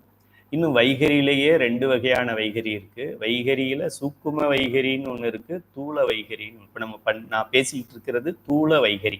இதான் ஃபைனலா வெளியில வர்றது. இப்போ ஒரு மலர் வருது அப்படின்னா அதுக்கு முன்னாடி மொட்டாக இருந்து அப்புறம் அரும்பாக வந்து அரும்பு மொட்டு மலர் அப்படிதானே வருது. அது போல இந்த வாக்கு ஒரு வார்த்தையும் அப்படி வருது. ஒரு வார்த்தையும் இப்ப நான் நமச்சிவாயன்னு சொன்னாலும் அது சுக்குமை பைசந்தி வைகரி, சுக்குமை பைசந்தி மத்திமை வைகரி. போடா நாயே அப்படின்னு சொன்னாலும் சுக்குமை பைசந்தி மத்திமை வைகரி. அப்படி இந்த வாக்கு 4 ஸ்டேஜில் வளர்ந்து வெளியில பிள்ளையா நமக்கு வருது. இந்த பிள்ளையை நம்ம எப்படி பெத்தெடுக்கணும், நல்ல பிள்ளையா, நாத்தம் இல்லாத பிள்ளையா பெத்தெடுக்கணும். அதனால இன்னொருத்தருக்கு துன்பம் வருது அப்படின்னா அந்த பிள்ளையை பெத்துக்கிறதும் ஒண்ணுதான், பெத்துக்காம இருக்கிறதும் ஒண்ணுதான். அபார்ஷன் பண்ணிடுறது நல்லது. நாம் பேச போகின்ற வாக்கு மற்றவருக்கு இன்பத்தை தருமா துன்பத்தை தருமா, உலகத்துக்கு இன்பமா துன்பமா, சிவபெருமான் விரும்புவாரா விரும்ப மாட்டாரா? விரும்ப மாட்டார் அப்படின்னா அந்த பிள்ளையை பெத்துக்காமலே இருந்துடலாம். விரும்புவார் அப்படின்னா 2 பிள்ளை ட்வின்ஸ் பெத்துக்கலாம். உதாரணமாக அம்மா என்ற வார்த்தையானது நமது வாயிலிருந்து வெளிவரும் முன்னர் 3 நிலைகளில் வளர்ச்சி அடைந்து வந்துள்ளது என்று பொருள். அது முதல் நிலை சூக்குமை. இது மூலாதாரத்தில் துவங்கும். இதுவரைக்கும் நமக்கு டாக்டர் என்ன சொல்லிட்டு இருக்காரு, வாக்குங்கிறது இதுக்கு மேலதான் சொல்லிட்டு இருக்காரு. அதுக்கு கீழே தெரியாது. X-ray, ECG, MRI, CT scan இதுலையுமே தெரியாது. பல பாடங்கள் நம்ம படிக்கிறது அவங்களுக்கு தெரியாத பாடத்தை படிக்கிறோம். ஆக ஏதோ இங்கேருந்து குரல் 4கள்ல இருந்து இது இப்படி ஆடுது, இது ஆடாமல் இருக்குது, இது உங்களுக்கு வந்து இந்த ப்ராப்ளம் இருக்கு, உங்களுக்கு தைராய்டு ப்ராப்ளம் இருக்கு, உங்களுக்கு குரல் 4கள் ப்ராப்ளம் இருக்கு, உள்நாக்கில் ப்ராப்ளம் இருக்கு. இங்கே தான் வாக்கை பற்றி ஆராய்ச்சி நடத்திக்கிட்டே இருக்காங்க. இஎன்டி தான் இந்த பிரான்ச்சுன்னு நினைக்கிறேன், பேச்சை பற்றி பேசுறது. Ear tongue nose, ENT doctor. அவர் இஎன்டி டாக்டர்கிட்ட போயிட்டு, ஐயா வார்த்தை மூலாதாரத்துலேருந்து வருதாமே அப்படின்னு கேளுங்க பார்க்கலாம். மூலமாவது ஆதாரமாவது. இந்த பேச்செல்லாம் பேசி எங்களை முட்டாளாக்காதீங்க, நாங்களாம் பகுத்தறிவாதிகள் அப்படி சொல்லுவாங்க. நம்ம உண்மையை தெரிஞ்சுக்குவோம். அவங்க ஏற்றுக்கொள்வது பிற்காலத்தில் ஏற்றுக்கொள்வார்கள், ஏற்றுக்கொள்ளாமல் போக மாட்டாங்க. அவங்களுக்கு ஒரு மிஷின் கண்டுபிடிச்சிருச்சுன்னா ஏற்றுக்குவாங்க, திருமூலர் சொன்னா ஏற்றுக்க மாட்டாங்க. வாக்கு அம்மா என்ற முதல் நிலை சூக்குமை. இது மூலாதாரத்தில் துவங்கும்.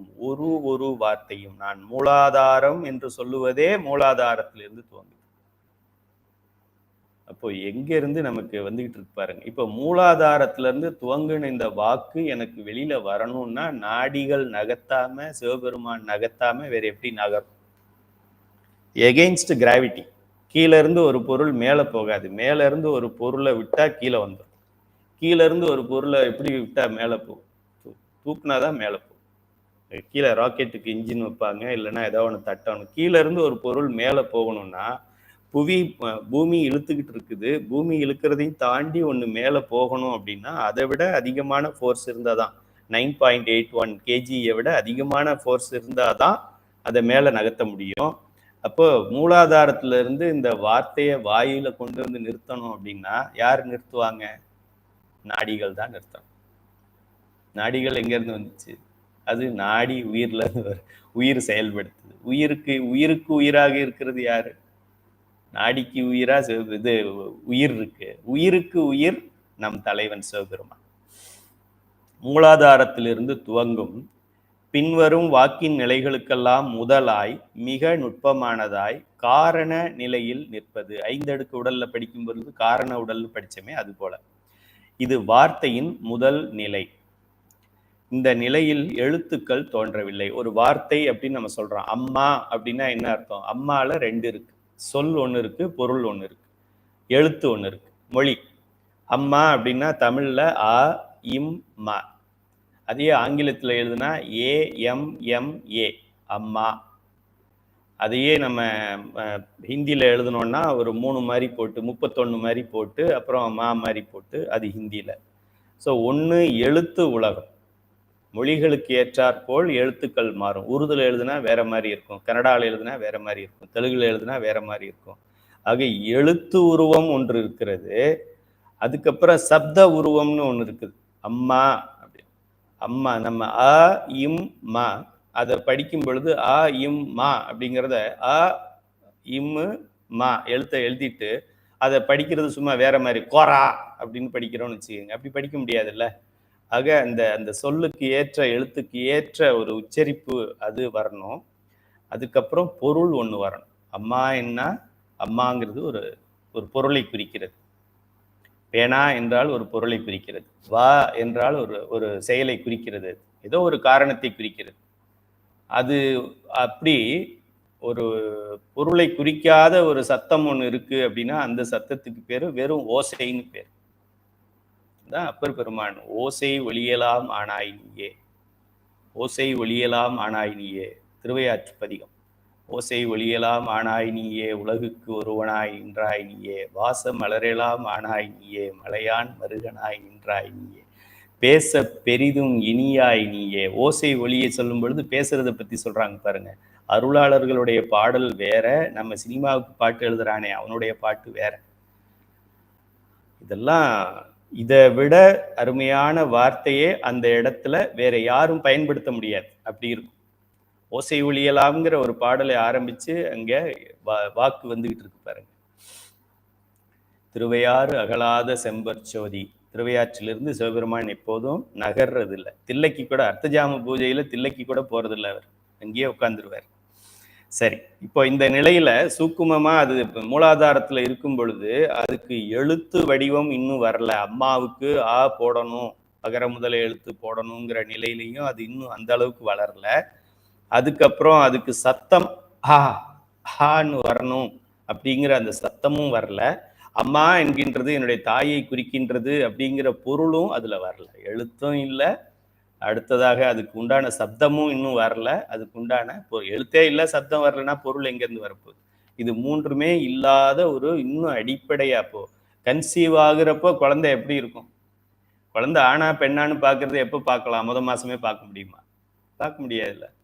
அதுக்குன்னு ஒரு டைம் இருக்கு. அந்த வளர்ச்சி வந்த பிறகுதான் நீங்க ஸ்கேன் பண்ணி ஆனா பெண்ணான்னு பார்க்க முடியும்.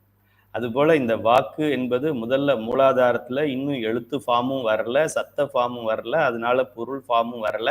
அப்படி ஒரு 1வது மாசம் 2வது மாச குழந்தை மாதிரி இப்பதான் அது உருவாயிருக்கு. ஒரு வார்த்தையை சொல்லும் பொழுதே நம்ம ஒரு குழந்தைய பெத்து எடுக்கிறோம்னு அர்த்தம். அப்ப ஒரு நாளைக்கு எத்தனை குழந்தை பெத்துக்கலாம் நம்ம? நீங்களே யோசிச்சு பாருங்க. 10,000 குழந்தை பெத்துக்கலாம். அரசாங்கமே பேன் பண்ணிடுவாங்க. அப்புறம் மூலாதாரத்துல இருக்கும் பொழுது ரொம்ப சூக்கும நிலையில இருக்கும். இதுல எழுத்துக்கள் தோன்றுவதில்லை. 2ஆம் நிலை பை சந்தி என்று பெயர். சந்தி, சந்தினா சந்திக்கிறது. மூலாதாரத்தில் தொடங்கும் சூக்குமை சிறிது விரிவடைந்து இருமதி தன்னில்.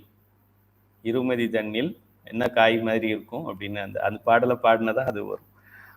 தாண்டிக்காய், இருமதி தாண்டிக்காய் போல 2வது மாதத்துல இந்த ஃபீட்டஸ் சொல்லக்கூடிய கரு 2வது மாசத்துல அப்படி இருக்குமா. தாண்டிக்காய்ன்னு ஒரு காய் இருக்கு.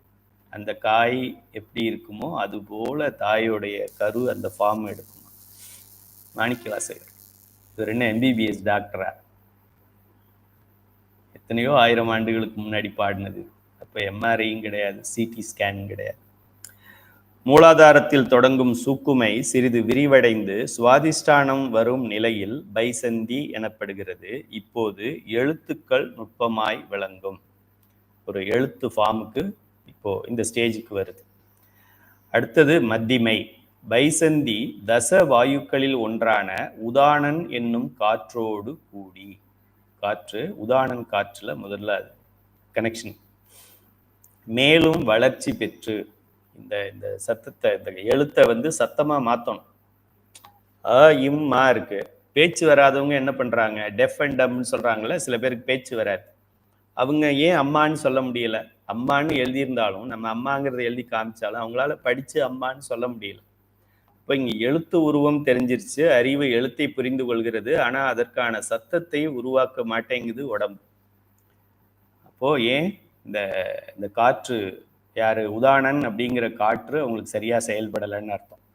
இப்போ உதானனுக்கான முத்திரையை பயன்படுத்தி இந்த காற்றை அவங்க செயல்பட வைக்கலாம். மேலும் வளர்ச்சி பெற்று கழுத்தை அடைந்து எழுத்து வடிவில் மெல்ல ஒலித்து நிற்கும். இம் மா வந்துடும், அப்படிதான் வரும். அம்மா அப்படின்ற அளவுக்கு இன்னும் வளரல. ஒரு எப்படி மல்லிகை மொட்டு இருக்கு, மலர்ந்த மல்லிகை இருக்கு, தாமரை மொட்டு இருக்கு, மலர்ந்த தாமரை இருக்கு, அதுபோல இப்போ மொட்டு உருவத்துல இருக்கிறதுக்கு பெயர் மத்திமை என்று பெயர். அடுத்தது 4ஆம் நிலை வைகரி. கழுத்தளவில் நின்ற வார்த்தை தச வாயுக்களில் ஒன்றான பிராணன் என்னும் காற்றால் வெளிப்படுத்தப்பட்டு, பிராணனால தான் வெளியில வருது.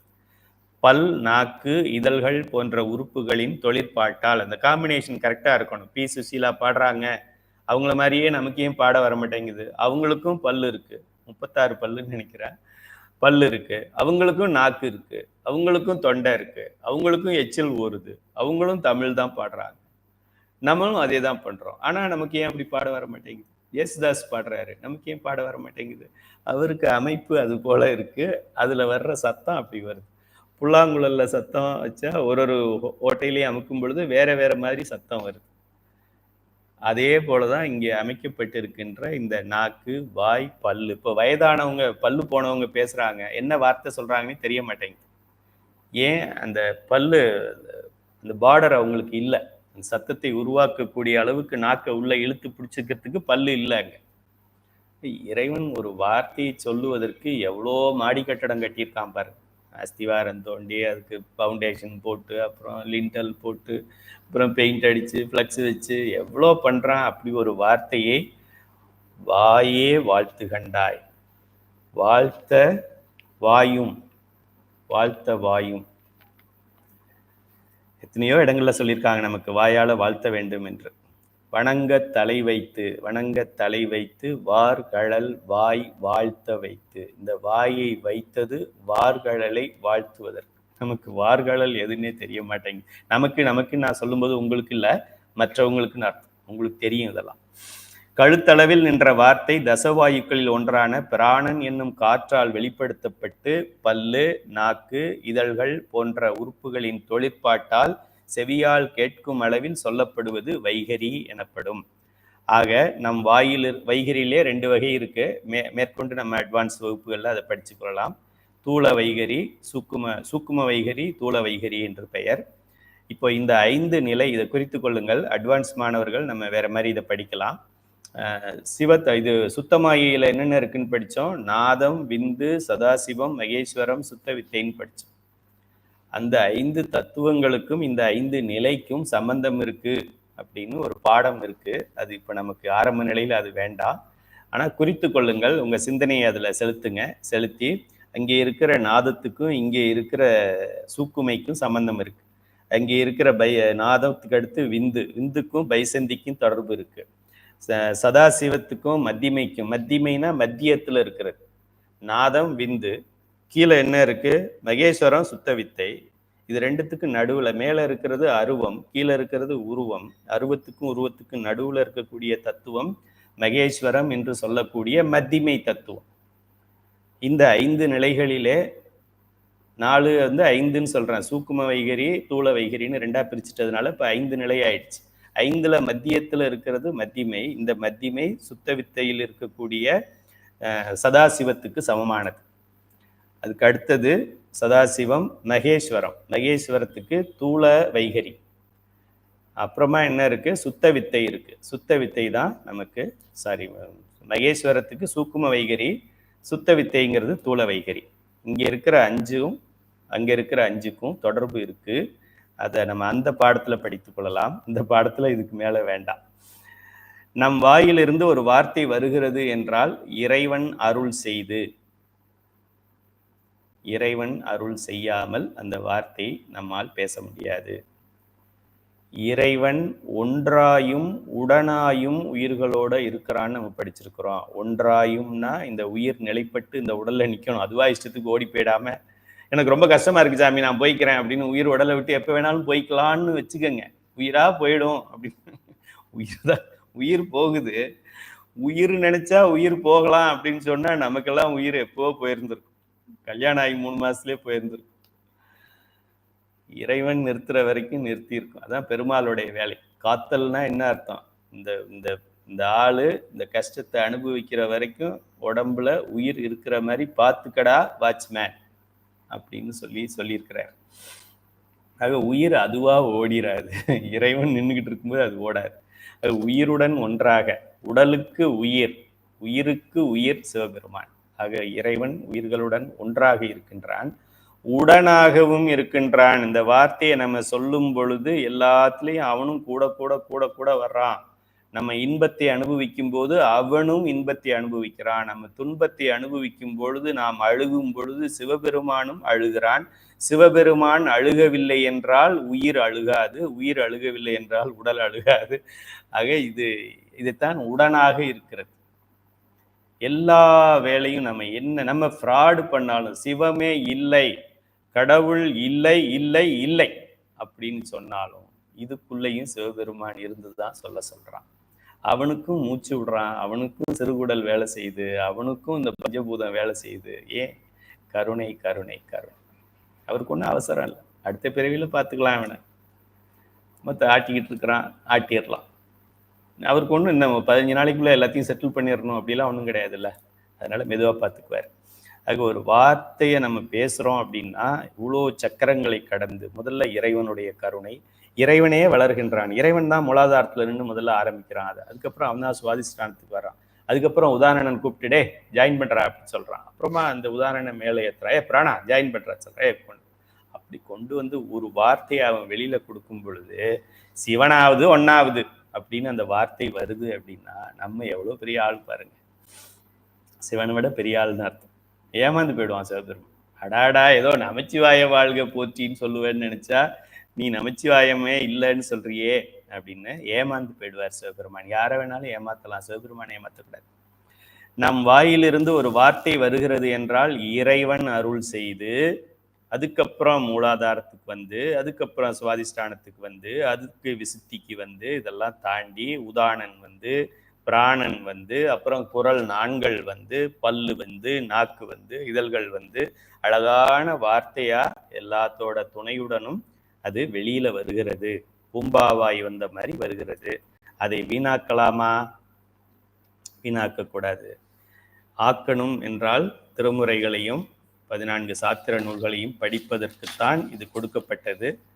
அதற்கு அதிகமாக பயன்படுத்திக்கிட்டு குறைவாக இந்த உலக வாழ்க்கைக்கு அத்தியாவசிய தேவைக்கு எவ்வளோ வேணுமோ, என்னம்மா என்ன சாம்பார் இன்னைக்கு, வெண்டைக்காய் சாம்பார், அவ்வளோதான் விட்டுரும். இந்த பழைய வெண்டைக்காய் இருந்தது இல்லை, இந்த வெண்டைக்காய் இந்த கடையில் போய் வாங்கினல, அந்த கடையிலக்காரன் என்ன பண்ணுறான், காலையில் 7 மணிக்கு போனால் சின்ன வெண்டைக்காய் வச்சிருப்பான், சாயங்காலம் போனால் பெருசாச்சு. நீ எங்கே வாங்குற வெண்டைக்காய்? இல்லை இல்லை வண்டிக்காரன்ட்டு. ஆடாப்பா, அப்படியே அமெரிக்காவிலெல்லாம் வெண்டைக்காய் பெருசாக இருக்குதான். இல்லை எங்கள் மாமியார் சொன்னாங்க, இங்கே இன்னைக்கு ஃபுல்லாக அந்த வெண்டைக்காய் பேச்சிலே போயிடுச்சு. கடவுளே நமச்சிவாய் நமச்சிவாய் நமச்சிவாய் நமச்சிவாய் நமச்சிவாய் நமச்சிவாய் நமச்சிவாய்ன்னு சத்தமாக சொன்னாலும் சரி, நமச்சிவாய் நமச்சிவாய் நமச்சிவாய்ன்னு சத்தம் கேட்காம வெறும் உதடு மட்டும் அசைஞ்சு சொன்னாலும் சரி, அதுவும் அசையாமல் சும்மா மனதளவில் நம்ம சிவாய நினச்சிக்கிட்டே இருந்தாலும் சரி, அதுதான் நமக்கு வாழ்க்கைக்கு சச்சிதானந்தத்தை கொடுக்குமே தவிர இந்த சண்டை சச்சரவுகளும் வெட்டி கதைகளும் வீண் பேச்சுக்களும் நம்மை நரகத்திற்குத்தான் கொண்டு செல்லும்